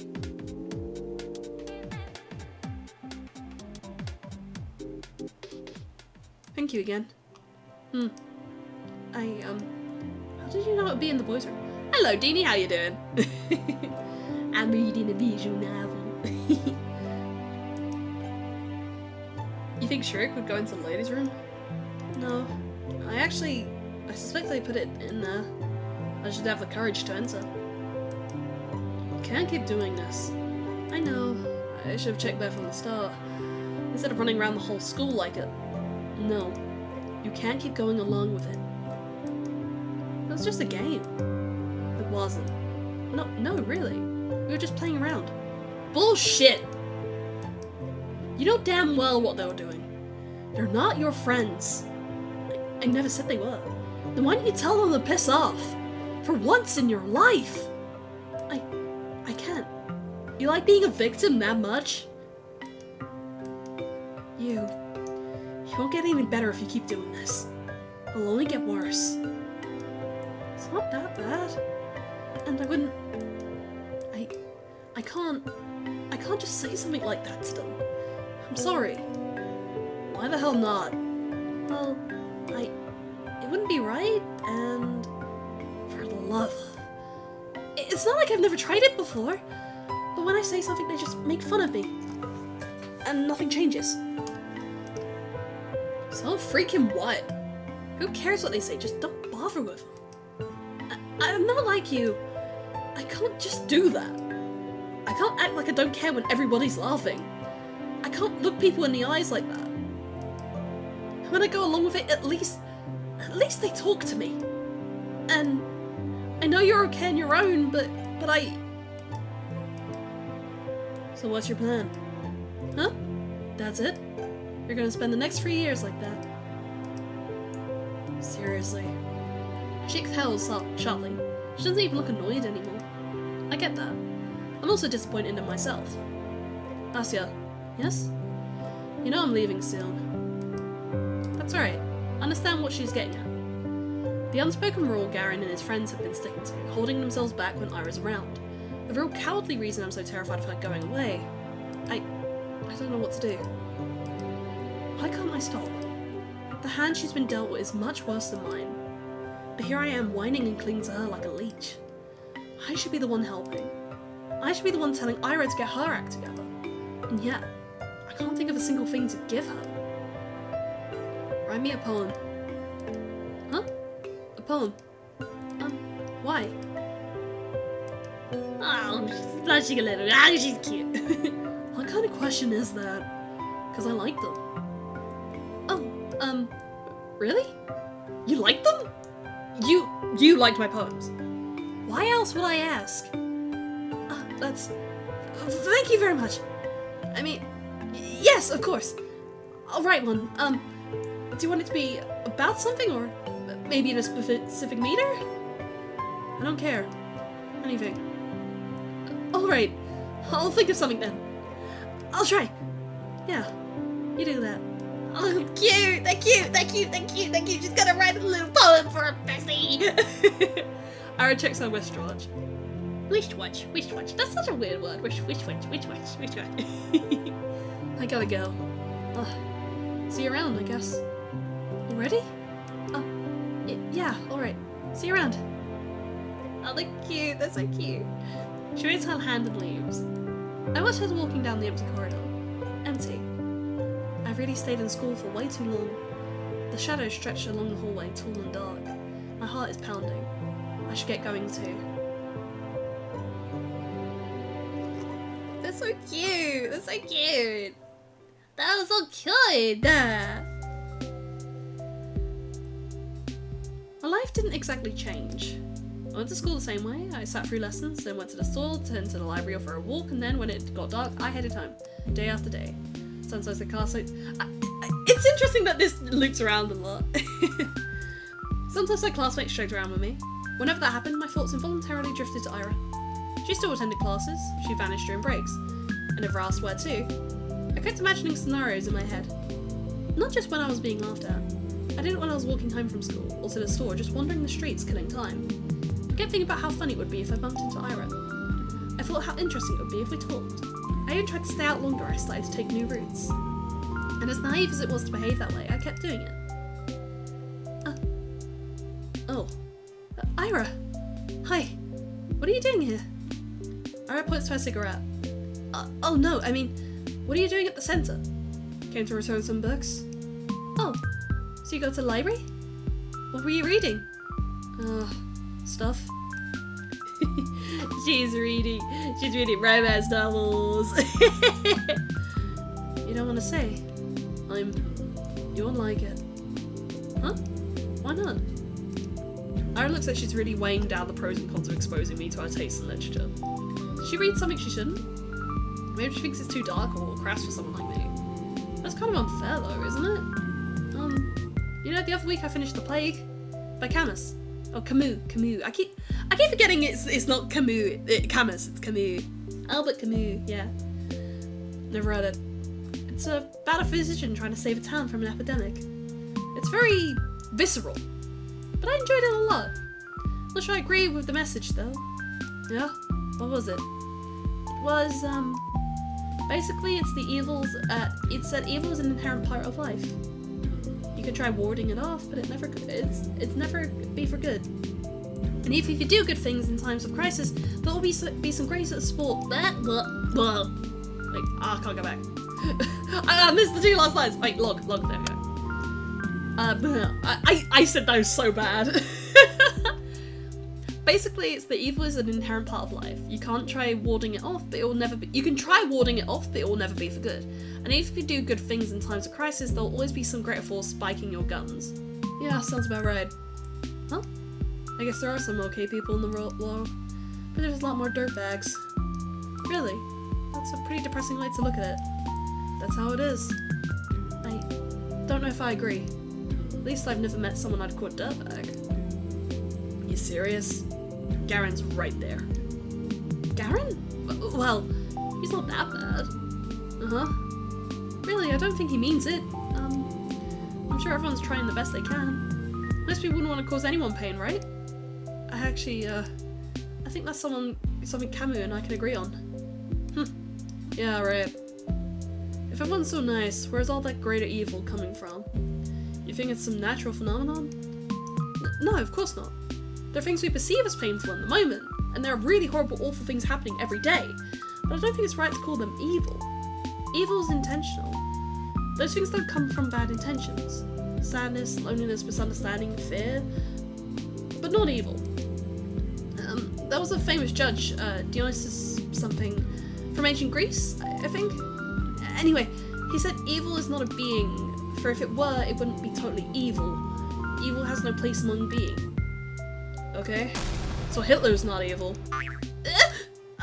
That's a rather extreme example. But it's not like he was born that way, was he? I mean, it wasn't his natural quality, I don't think. So, the point still stands. He grew up and became evil as hell. Evil exists, it's freaking everywhere. Just because there's a reason for it doesn't make it better. Of course not. I just don't like when it's described as something omnipresent. Omni what? It's like, it doesn't matter. What I'm trying to say is, we aren't born with some big evil force inside us. I doubt the universe is any different. What? The universe ain't a person, of course it's different. Well, yes, it's not, I know that. But it's a kind of being, right? I mean, since every being is pure by default, so is the universe. Because it's the idea of being itself, right? And, I'm not making any sense, am I? You're not. Sorry. It's whatever. About what I'd expect. What does that mean? You're weird. You say weird things. I love that shot of just had to be like, you're weird. For a second I feel a lump rising in my throat. But then I realise something. Ara doesn't look annoyed with me. In fact, it's like she's not repulsed by me at all. I don't really get it, but it must be nice being able to think that way. Oh, that was her. Yeah. Like everyone's good deep down. Like nobody would ever hurt someone on purpose. That's a sweet world you're living in. It is! It is! She's so cute! Look at her! I wanna bite her because she's so fucking cute! How do you do it? If I were you, I'd be angry as hell. Aren't you pretty angry already? Angrier. Oh, even angrier. Yes, I'd be 100 times as pissed. Scary. You bet. I imagined Ira throwing 100 chairs. 100 chairs flying towards 100 Garens. Who would win 100 Garens or 100 chairs? Chairs flying, bow compass swinging. Ira is like a bodhisattva. Dozens of hands, half for holding furniture, half for stationery. A halo of chairs and compasses. When I'm thinking of the compass, I keep thinking of, what's it called? I keep thinking of Bakemonogatari, like the first girl in that. Fluffy coat. Yeah! She does have a really fluffy coat, doesn't she? Hello, how you doing? A halo drawn with a compass. Every new compass draws another halo. 100 times more compasses, 100 times more halos. I was surrounded by 100 halos. We talk for a little while longer. Just idle chatter while she finishes her smoke. I tell her about some of the books I've recently read. My impressions, my impersonations. Oh, was it impersonations? I don't think I read that right. What was it? My impressions, my interpretations. Yeah, I was like, I got that word wrong.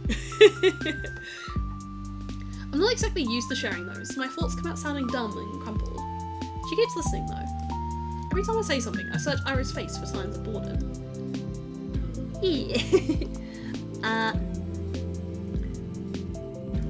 Maybe I'm just not looking hard enough, but I can't find anything of the sort.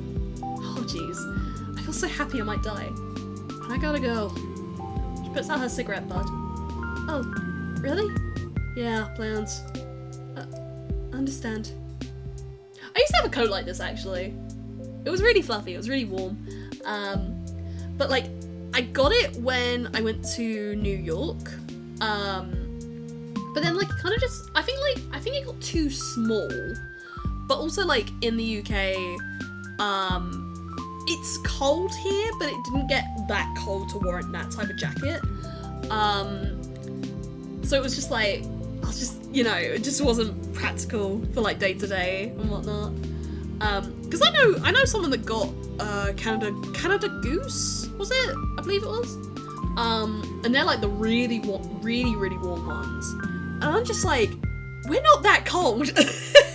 We're cold, but we're not that bad.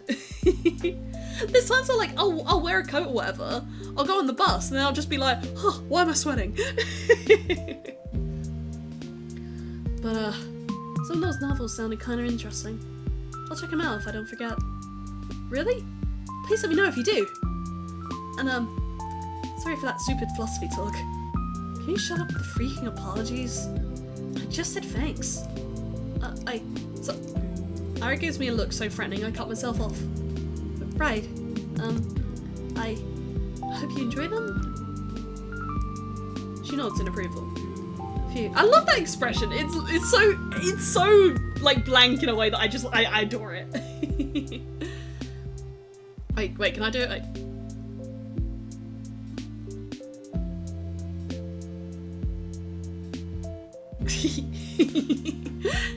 Phew.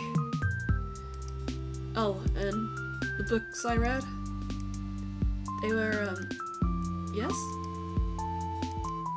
Angelique. Huh? By Angolan. Angelique? The romance series? I knew it! I knew it! It's historical. It's not just lovey-dovey stuff, you know? I know my mom really liked them. They seem wonderful. I never got to reading them, and I didn't expect you to be into... They're fine. It's not like I'm a huge fan or anything. You're not? It's just that if you want to read something historical or whatever, they're alright. Oh, okay. I'll remember that. Ira looks like she's about to say something else, but then turns on her heels and stomps away. See you. Yes, see you around. Ira disappears down the street. There she goes again. My body leans against the frigid wall. My legs are weak. We talked. Ira and I really talked. I never would have guessed. It was even nicer than I imagined, and I had no idea. So she likes books like that, huh? Ira likes novels like that. It's so wonderful. It's really, really wonderful. Every new thing I learn about her is more wonderful than the last. I need to meet you with her again. I want to talk more. Maybe next time she'll tell me a little more about herself. It kind of feels like I hogged the entire conversation now that I think back to it. That was really self-centered of me. Next time I'll have to ask Ira more questions. I'll ask her more about the books she likes. Maybe we could talk about movies. I wonder what her favourites are. Does she also like romance films? That would be cute. I usually prefer detective films, but I really enjoy all kinds of movies. So if she wanted to watch something, maybe we could even go to the cinema. That would be so much fun. It's been a long time since I've gone there. I need to see her again. I feel like I've got like a lump in my throat of just like, when does she go missing? I'm just like, ooh. She skips even more often than before. Yeah. No point in keeping up with the class if you're getting expelled anyway. I guess that's Ira's modus operandi. To some degree, I understand it. But I still wish she showed her face from time to time, if only for one lesson. We probably wouldn't talk even if she came. It's not something we'd ever do in class, so I don't expect anything in that regard. Just seeing the back of her head would be enough. What's with you, Shabina? Huh? You're all smiles. Finally taking my advice to heart. What advice? Not looking like you're about to hang yourself for a change. It's great to see, really. Yes, it is great. We're so proud of you. How about brushing your hair next? That grin makes you look like a basket case. Thanks, Vadim. I'll do that. You're welcome. He grabs my English notebook off the table. Payment for my services. His friends chuckle along. I couldn't care less about that. Even though she isn't here today, I don't mind. I know we're gonna see each other soon. I'm gonna do everything to bump into Ira again. I'll walk the whole town up and down so that we see each other.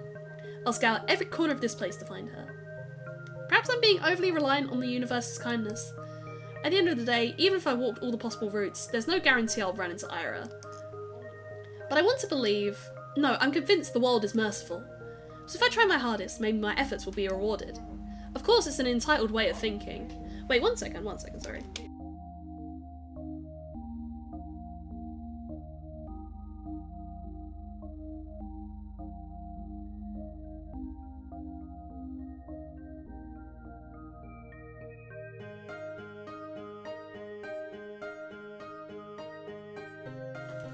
I'm back. Fella's here now. Hello, fella. Hello. Hi. What up? Who's this? It was from the new chargers that I got for the iPhone. iPhone. I have an Wow, iPhone. iPhone. I have an iPhone. I love that video. Yeah. Wow, iPhone. Wow, iPhone. How's work? How are things? Yeah, it's alright. Yeah. How long have we been going for? 1 hour Some 40. new PAs. Oh, nice. Yeah. Distraction. I mean, I'll try and get to the end of this chapter, and I think I'll do like a chapter per stream when I read this. I think, yeah, something like that. All right. Of course, it's an entitled way of thinking, but there's so little time left. Too little time. I need to make the most of it. I'll make as many memorable moments as I can while Ira's here. I'll make every encounter count. I'll fill this measly scrap of time with wonderful things. Ira! Hi! Oh, Jesus, it's you. She sighs with a mixture of relief and irritation. I barely hold in a giggle. I'm so glad to see her. It worked, it really worked! I spotted Ira between the rows of garages on the edge of town. She was crouching by the wooden wall, hugging a thermos with one hand, holding a cigarette in another. What are you doing here? What does it look like? Meditating? Wrong answer? I need water. Pardon me. Make sure to hydrate. Ira shakes her head and looks back at the ground. Huh. The rush of joy that had washed over me when I first noticed her began to dwindle. Now that I take a closer look, I don't think I've seen Ira curled up this way before. Everything about her posture screams exhausted. But why out here? Are you okay? She mutters something. Huh? Hang on me. What was that? I didn't quite catch it. I take a tentative step towards her, but Ira's scowl stopped me dead in my tracks. Huh? You're spying on me now? No? No. I was just walking here. Had a garage light. Yes. She gives me a look of such contempt it sends a shiver down my spine. Why? I'm not lying. Really. I always take these walks after school. And going to the same route gets boring over time, so sometimes I go through here. Or through the barracks. Or a couple times I even went to the helipad. You know, the one that's over there. As I speak, I see Ira's expression slowly change from disdain to confusion. Ugh, this isn't right. We talked so nicely just a few days prior. Why then? Did she hear something bad about me? From who? I don't think she'd believe a word of Garen's. I mean, I usually stroll along the main street. Or the community centre. But it gets colder soon, you know? So, it's better to enjoy the outdoors while you can, right? I just keep speaking, hoping she'll stop being mad at me. I need to keep going. I need to keep talking, because that's what I wanted to do with her. I wanted to talk, and so I have to, because I can't waste this moment. We can recover from this, I can cheer her up, and we'll clear everything up, and she won't think that I'm some creep. I can just stand it. I just can't stand it. I just can't bear having her glare at me in silence. You know, the view is really great here on the outskirts. The sky is bigger, and you can see way into the tundra, and what I mean is I didn't think you'd be here. That's a lie. Well, more of a half-truth. I hoped she'd be here, like I'd hoped she'd be wherever I went. It's just that this isn't what I imagined at all. Not after our last meeting. Not after everything. She's just staring at me. For a moment her eyes soften, but then she closes them as if just looking at me was wearing her out. Takes a drag and turns away from me. God. Can I be alone for 5 minutes? I'm sorry. I wait for her to respond with something like, why are you apologizing again? Cut it out. Or even just, whatever, it's fine. She doesn't say anything. I'm sorry. I'll be going then. Goodbye. Silence. I walk away. Cold wind blows in my face. The mounds of snow on garage roofs look soft, smooth and soft. When blizzards hit, they'll get completely buried. I like to have a snow hill form over me too. They look cozy. Actually, I wonder what Ira carries in her thermos. I guess tea would be the obvious answer. What if she's one of those people that like to have some warm soup with them? That would be cute. I should have asked her about it. I feel like I'm gonna cry. Oh, God! Oh, that made me sad as well! Oh, God, the writing there was really... fuck. Like, the entire time they're having, like, nice interactions, and then there's just this one where it's just, like, nothing's reciprocated. It's like, And it's like, as you're so sweet as well. It's like, God. Oh, I'm tearing up. I'm actually tearing up. I didn't expect that. Oh, fuck, man. Oh, shit. Hey, you got any plans for New Year's? What plans? I'll be with my folks. No, I mean after that. My sister's going to a party with other upperclassmen. Oh, are you serious? Think we can sneak in? One second. I want to do, like, a quick... Bitchin'. Right. Pardon me. No way, I don't want to hang out with her. Man, come on. They're gonna have those older girls there too, right? The ones from grade 10? I'll bet Mishina will be there. Like she talked to you. Hey, you don't know that. I said we're not crashing anything. They won't let us in anyway. That's true. Where are we going then? Whose place? Not mine. We've got Grandma coming over, I can't host. You? Me neither. Vadim? No way. Dad's been... He's kind of tired recently. Really? Yeah. It's whatever though. Work stuff, I guess. I hear ya. My mom's also out of it. All the adults are pretty stressed, huh? Figures. It's the end of the year. Right. It's almost New Year's. It's a shame, but I don't feel festive at all. I'll need to help Mum decorate the house. Should I remind her about that? It feels like all of us kind of forgot about the holidays. At least I did. Well, maybe I didn't really forget. The end of the year has been looming in the back of my mind, but not as a cause for celebration. All I can think about were the days counting down to the moment Ira would move away. Ira. She's absent again. I'm not surprised. I wish I could clear things up with her. I'm not sure how, but I have to. Maybe I should apologise again. What for? Did I really do something so wrong? I guess I've been pretty annoying, but... I don't know anymore. I need to think of something that could cheer her up next time we meet. Will more apologies really cut it? Probably not. I should just get more annoyed. Then maybe a small gift. That might be weird though. I won't get any more allowance until next week. What can I even buy with this spare change? Maybe a little treat will do. A waffle? Would you like a waffle? I would love a waffle. If I was Ira in that situation, fuck yeah, give me a waffle anytime, baby. Let's fucking go.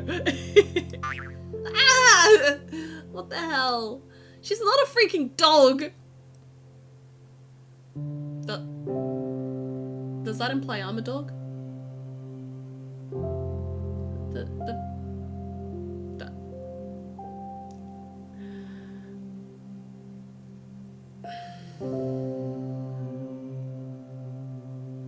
Anyway, cute puppy. Hello, hi. God dang it, god dang it. God dang it. Doggo, help me. Elias, please stop this. You're not helping me, Dogger! You're not helping me! You're not helping me! I'm getting the dog accusations here. You gotta help me with this, man. Elias, I mean this with all the kindness I can muster, but you are cringe. Dogger, you fucking... He's the worst. He's the worst. Also, fella just offered me a tea. Yippee! So if my Model D synced out was because fella just came in like, tea? And I'm like, yay! Flag, yeah. Why does my mind always go to some weird place with her? God, I should shut up. Focus on something else. It's just so difficult to do these days. Difficult. But I've got to try. Inhale. Exhale. Ooh, pretty. There. A little clearer. I see the sidewalk a little bit better. The buildings, the skies, the light. Everything around is friendly. Everything is beautiful. That's great. Those are great things to look at and think about. Though perhaps I shouldn't breathe so deeply. You can really get sick from this. It's been getting colder after all. The ocean routes have been getting harder and harder to finish. And it's not just the temperature. Paths on the outskirts get snowed over, so trudging through them tires me out really quickly. The winds are picking up too. Even when I cover myself up with a scarf, it feels as if my face is being pelted. I'm not meeting anyone out here in this weather. I should have gone to the library today. What time is it? Maybe I can still make it? It closes at 6, so no, for sure not. Oh well. They've already begun putting up New Year's decorations. Everything's lined with lights. Oh, and there's a pine tree near the community centre. It's so tall. And bare for now. Well, I like it as it is. The way the snow rests on the branches make it look so mighty. Alright, I'm getting into a bit of festive mood. Wish the frosts weren't so prickly, then I'd look around some more. The streets are empty, save for a couple of adults I saw walking down to the bar. Hard to imagine there would be a lot of people out on an evening like this. So why have I been meandering around like I've got nothing better to do? Every answer to this is embarrassing. The inside of our apartment block is warm and muddy orange. There's no elevator, but then again, it's only 5 floors. I make my way upstairs. An idea is forming in my head. An obvious solution to the problem I've been having. It's perfect. I have the perfect plan for the evening. There's our door. It's kind of uninviting. But that's just my opinion. I bet Dad's guests find it quite welcoming. Though, judging by how quiet it is, I turn the key and enter. The only sound is the faint muttering of the TV coming from the living room. Yes. Thank God, no visitors today. I hang my wet coat up to dry, take off my shoes, and quietly go down the corridor. Hi, Dad. Hello. I don't even stop to peek into the room. I won't see anything I haven't seen before. At least tonight it seems like it will be calm. I wash my hands. When I exit the bathroom I hear a soft voice from the kitchen. Out with friends again? Hi. Mum nods her head, staring in front of her. She's smoking again. I go in and open the window, then turn on the light. She squints from the sun and brightness. You want some tea? I'm setting the kettle. She shakes her head. I sit opposite her and wait for the water to boil. She's not saying anything and neither am I. It's not awkward per se. I just pick up the oilcloth and swat away the smoke that occasionally drifts in my direction. Dwifts? Why did I say dwifts? We're both used to this kind of thing in our own way. Even so, I go to my room as soon as I fill up the teapot. I don't like locking myself in here. I do it every time, and every time I'm swarmed with nasty thoughts. Can't even spend some time with your own mother? You run away from her even though she has it so hard, so hard. You traitor, brat, ungrateful filth. It's the kind of self-flagellation that goes nowhere. Do I think if I badmouth myself enough I'll be forgiven? This happens every time and changes nothing. It's pointless, so I direct my attention elsewhere. What was I going to do? What was I... Oh, right! I pick up a pen and start flipping through my notebooks. Ira asked me to write a poem. Just thinking back to it makes me so giddy. She said it. She told me she liked it. Ira likes my poems. Nobody has ever said that to me before. Well, Tosia did, but that was years ago. That poem, the one that Garin read. What did she like about it? Maybe I should have asked. Where was it? Ah, that's it. Сырая черная земля, не обнимай меня так нежно. Не рви наряд свой белоснежный и спи спокойно. Только я буду царапаться и биться, а иней пусть себе искрится, и пусть летят по небу птицы, и светит бледная заря.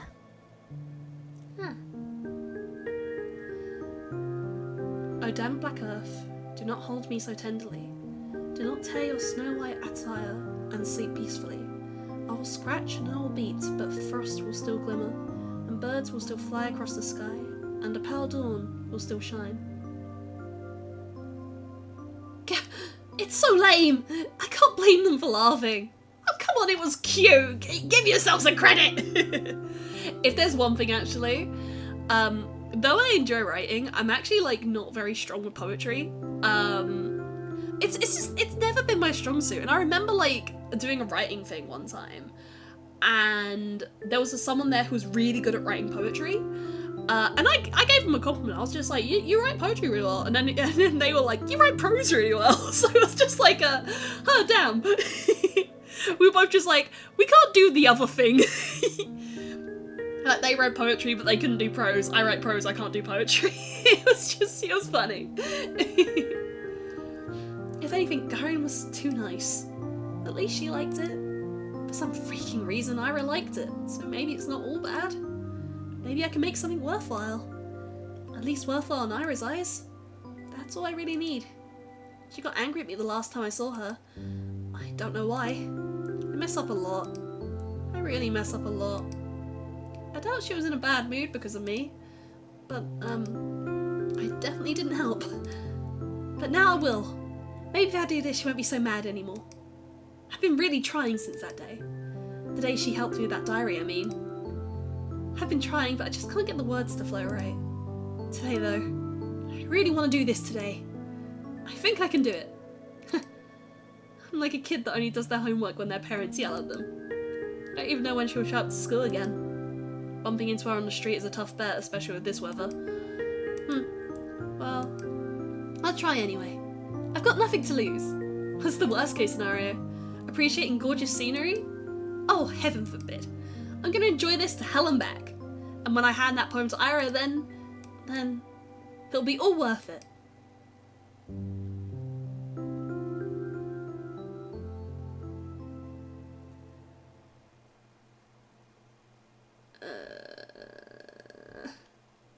I am having the fear.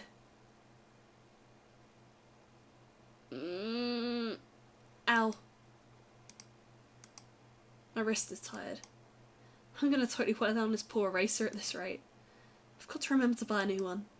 It's just a bit annoying. Even though I ask my classmates to be more careful, they always forget about it. I didn't used to do that before, but now whenever I lend a textbook to someone, I specifically ask them not to doodle in it. Despite that, they always come back with cute, crude drawings over it. Oh, they're drawing the fucking, like... But they're probably drawing, like, the money symbol that everyone used to draw, like the money S? What was it? Yeah? That one. I can't hand them back to the library like that.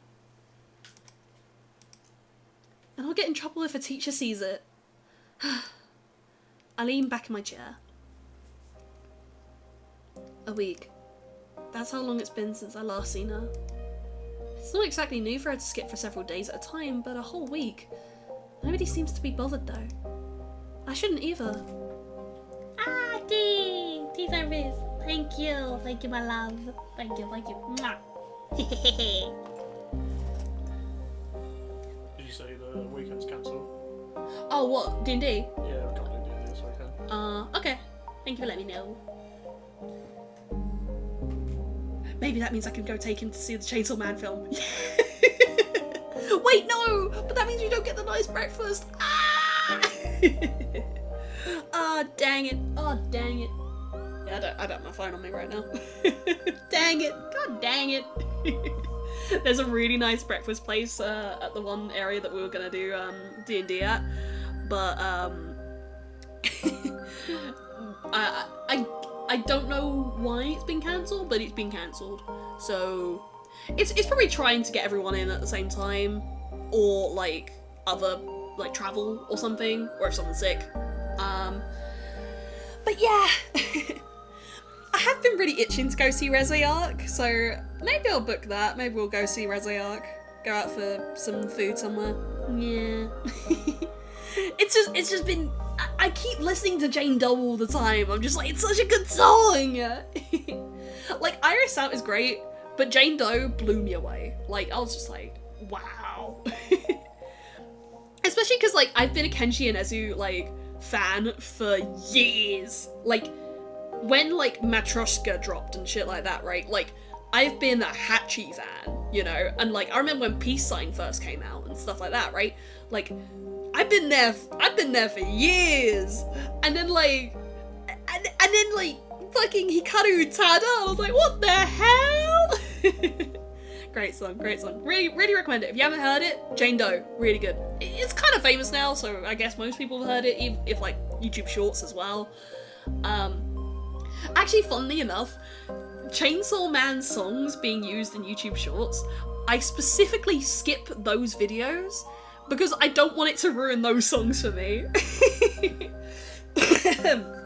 if there's anything, I don't know if I talk about it that much, but I've brain rotted myself with Japanese food content, and there's a lot of channels that use the same song, which is Mori no Chisana Restaurant by Aoi Tsushima, which is really funny that I know the title and name off by heart because I fucking hate that song. But only because I've overplayed it. Like, Donguri no nado de wo tsukimasen, Mori no Chisana Restaurant. Like, I know the lines. Not because I've done lyric videos or anything, just because I've listened to it so much. And I hate it every time. But yeah, like, I love Kenshi and Ezu a lot. And particularly, and Jane Doe in this film. Like, I really love Jane Doe. And I just don't want to ruin it, you know? It's one of those songs where it's like, I don't want that ruined for me, you know? I feel like if I came across, like, Seat Token songs on Shorts, I would also skip them as well, because it's just like, it's stuff where it's just like, that's precious to me. This song is precious to me, and I don't want like 100 million Shorts to ruin that. Okay, let me have a quick sip of tea, and then we'll keep reading. I think we'll try and get to the end of this chapter. I don't know how long the chapter is, but I'll assume it's like nearly there. It's not her job to be my, I don't want to call her pitbull. Either way, it's nothing new. her pitbull, Mr. Worldwide! Oh my god, she's coming in with the pitbull! She's got the ball cap and everything! Either way, it's nothing new, nothing bad. Maybe Aru is taking in the town she's grown to love. Who knows when she'll return here after she moves out? I get that. I'll do the same.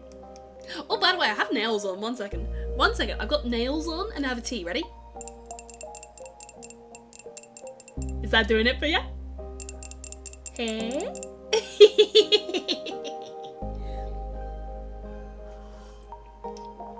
There was like a thing that I was gonna do, and it was like kind of like ASMR related. But I didn't know that at first, and I was just kind of like, I don't know, because I'm not sure if I'm comfortable doing ASMR.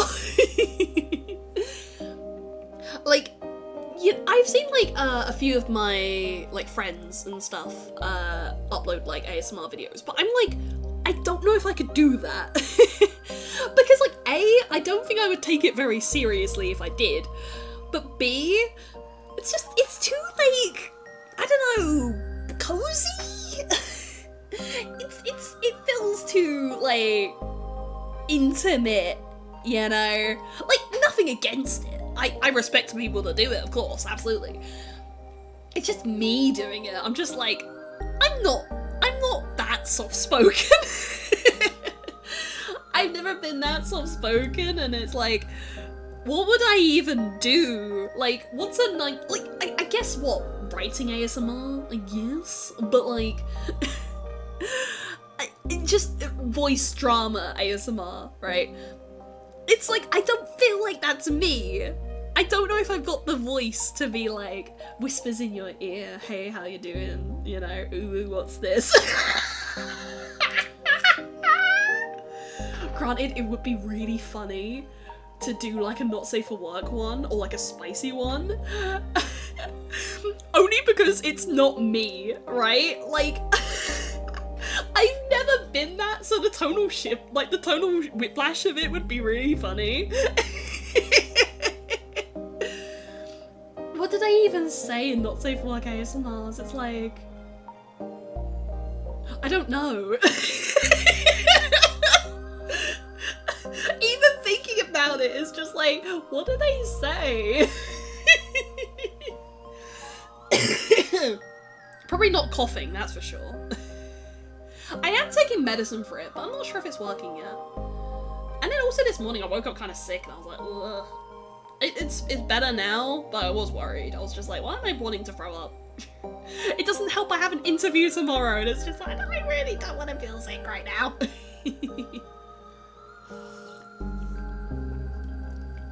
Drinking tea ASMR? Maybe?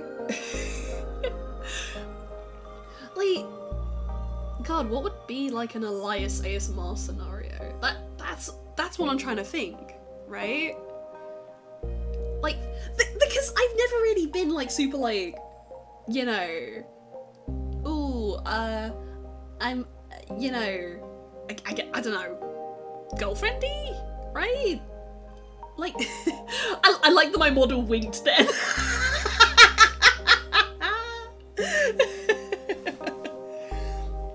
No, but like, the thing is, I don't keep it a secret that I'm with fella, right? Like, I literally just kissed him a little bit earlier. Like, I don't keep that part secret. But like, as far as content goes, and as far as like being Elias goes, I've not been that much like, I don't want to say GFE, BFE, because I don't think like a lot of people that do it are trying to do that. But like, I don't know, I just don't think that's me, right? And that's not a problem. That's not a problem at all, like, for people that do it and people that don't, right? But it's kind of why I've been a bit like, I'm not sure if I would do ASMR, only because I don't feel like that stuff is Elias, you know? Elias is more ASMR, you're in Tesco's like car park and you found like a dead Elias in the Tesco car park, and it's like, oh, there's a dead Elias in the Tesco car park, and then like, you know, you're trying to avoid the cops, but also like, she really stinks. It's stuff like that, right? One day, if I was big, if I was a big streamer, and Tesco himself, Mr. Tesco, noticed me, and was like, let's do a Tesco sponsorship with Elias, I think I would say I've peaked. You know, just saying, out of all the sponsors I would take, that one would be really funny. I have taken absolutely 0 sponsorships, but Tesco's, if you're listening. But then they find out that my entire thing about Tesco's is just I keep dying in its car parks, and it's like, hey yo, what? She's dying where now? No, not the frozen food aisle. Sorry, I'm bugging around. I'm yapping. Just having a bit of tea, having a bit of a tea yap. Alright, back to story. I get that, I would do the same, but still. I just wish I could see her. Is she still mad at me? I really hope not. But if she is, I just have the thing to help it. That's right. It's done. I wrote a poem. I wonder how she'll react. I wonder if she'll like it. I really hope she likes it. Maybe she'll smile. Or if she gets flustered. That would be so cute. I want to see her make that face again. it's snowing again. I keep walking around. I don't really expect to see her at this point. It just feels like a duty I need to fulfill. Like a soldier patrolling the streets. Whoa, that sounds pretty cool. She is so cute. I saw that the weather is harsh all the time. Real colds will settle in a couple of weeks. The wind can get annoying after a few hours, but aside from that, it's bearable. Oh, it's pretty. It's all good. The main road, the 2 residential streets, the community centre, the helipad, the garages, the parking lot, the school, the stadium, the research centre, the kindergartens, the barracks. I've seen it all 1,000 times. Perhaps somewhere deep down I am a little tired of this view, but I can't hate it, and I can't pretend like I won't miss it when it ceases to exist. When I finish school, I'll go to university.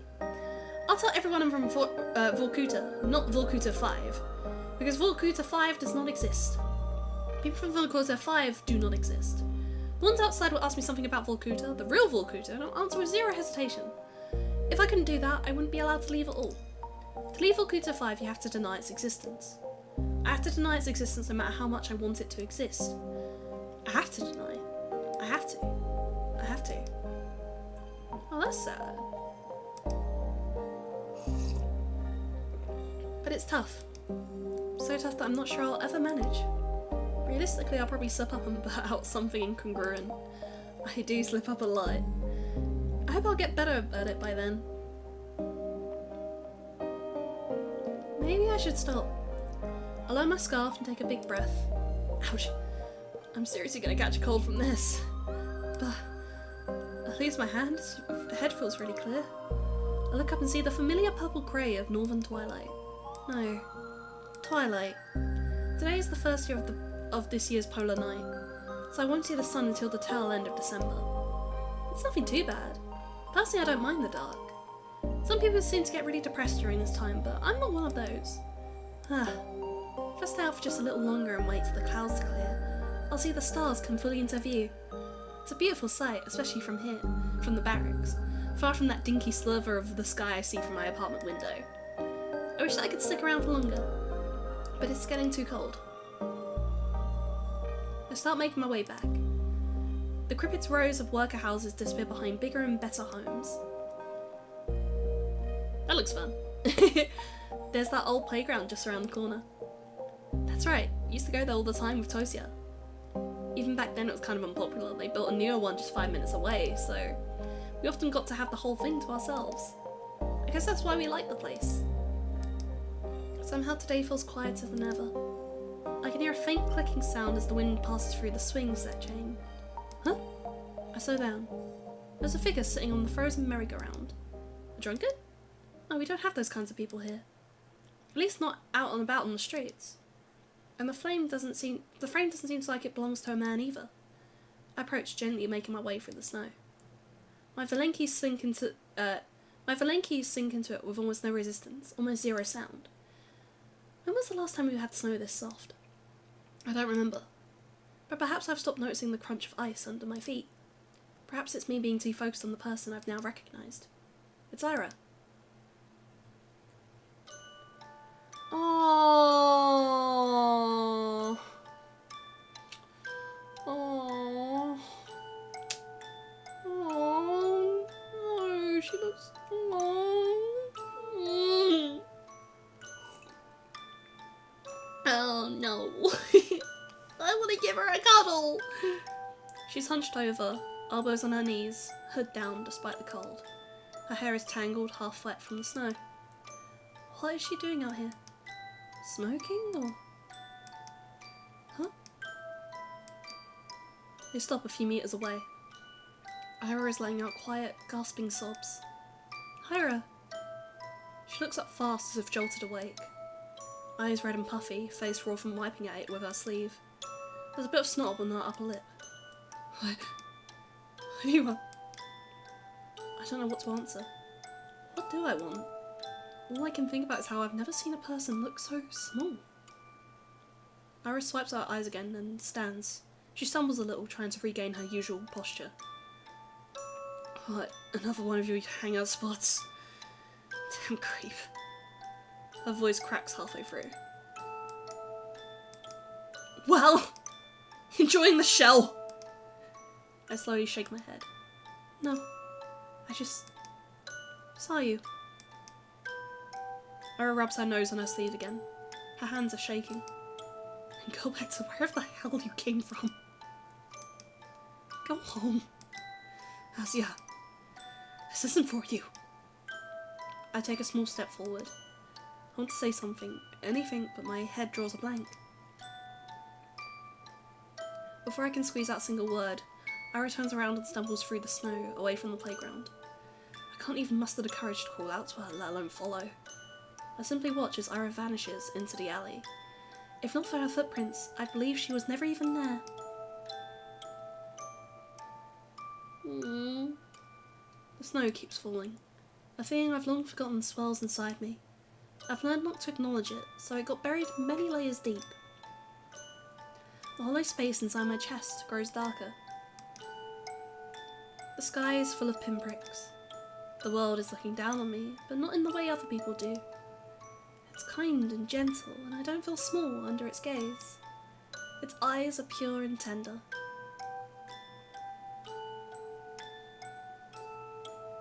I love that as a description for the sky, like pinprick stars. I think that's beautiful.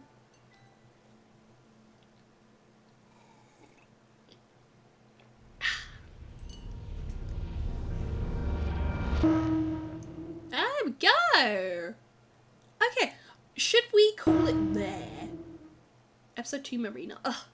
I want to keep reading, but like I know this is quite a long vision novel. I'm happy to do... what? I'm happy to do like a chapter per session, if that works. I don't know how many chapters there are, but we do have, well, we got through the first chapter and I'm pretty happy to call it there, honestly. Yeah, let's save that. Let's save that. Yeah. Escape. Title. Yeah. Alright. Oh, that's new! The art changed! I don't think she was wearing that at the start. I could be wrong, but I don't think she was in a... I don't think she was in a winter outfit before. Alright, okay. Pardon me. Let's go to room 9. Move me back on your seat. Hello, everybody. Hello. Hi. You can't hear any music now, can you? I don't think you can. I can probably quit the game and then put some music on while we figure out who to raid to. Yeah, let's do that. Yes, see, there we go. There we go. I really enjoyed that. Like, I know that, generally speaking, visual novels don't really get a lot of, like, attention as far as, like, the algorithm, right? Like, the algorithm requires you to play a game that's, like, funny or quick-paced, right? But I would like to do more reading game-based things, right? I find them fun. I like them, yeah. Because also, like, I do just genuinely enjoy getting to, like, voice act a little bit. Like, just being like, oh yeah, like, I get to play around with actually, like, acting a bit. Because it's something that is genuinely something I enjoy, yeah. But I really liked that. I really liked how it was written. And we haven't even finished yet, so I'm really excited to see where that goes, because that was a really good first chapter. Like, it got me to care about those characters very quickly.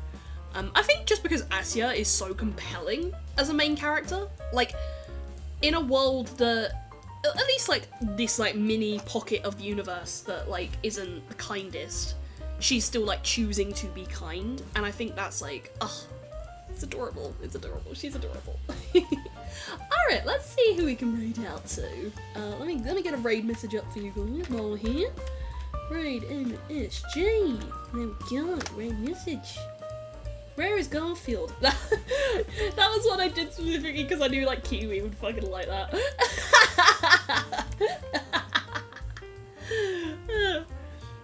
Got Meg's life. Yeah, we've got Meg. We got Lucifera. We got quite a few people around. Aww. Melta, really. Tats. I think Tats is doing a thing with Meg. Belzy. Ghosty. Oh, there's a few people. Let's do Meg. Yeah. What are they playing Grounded? Yeah. Alright. Not streaming tomorrow. I'm gonna go out for dinner with me papa.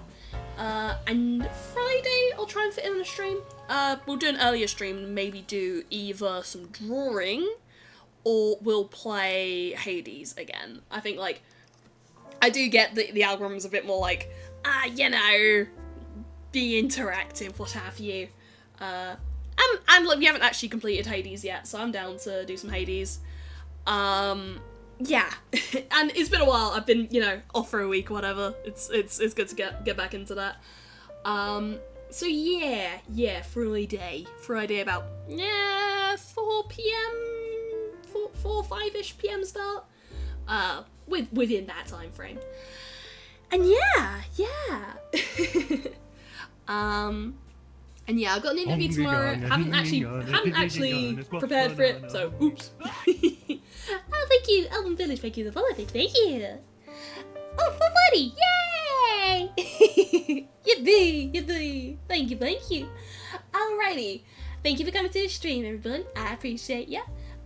Raid starting now. There we go. Go raid Meg. We love Meg. She's awesome. Alright. And Tats. Tats is there as well. Yeah, we love Tats. Alright. Goodbye, everybody.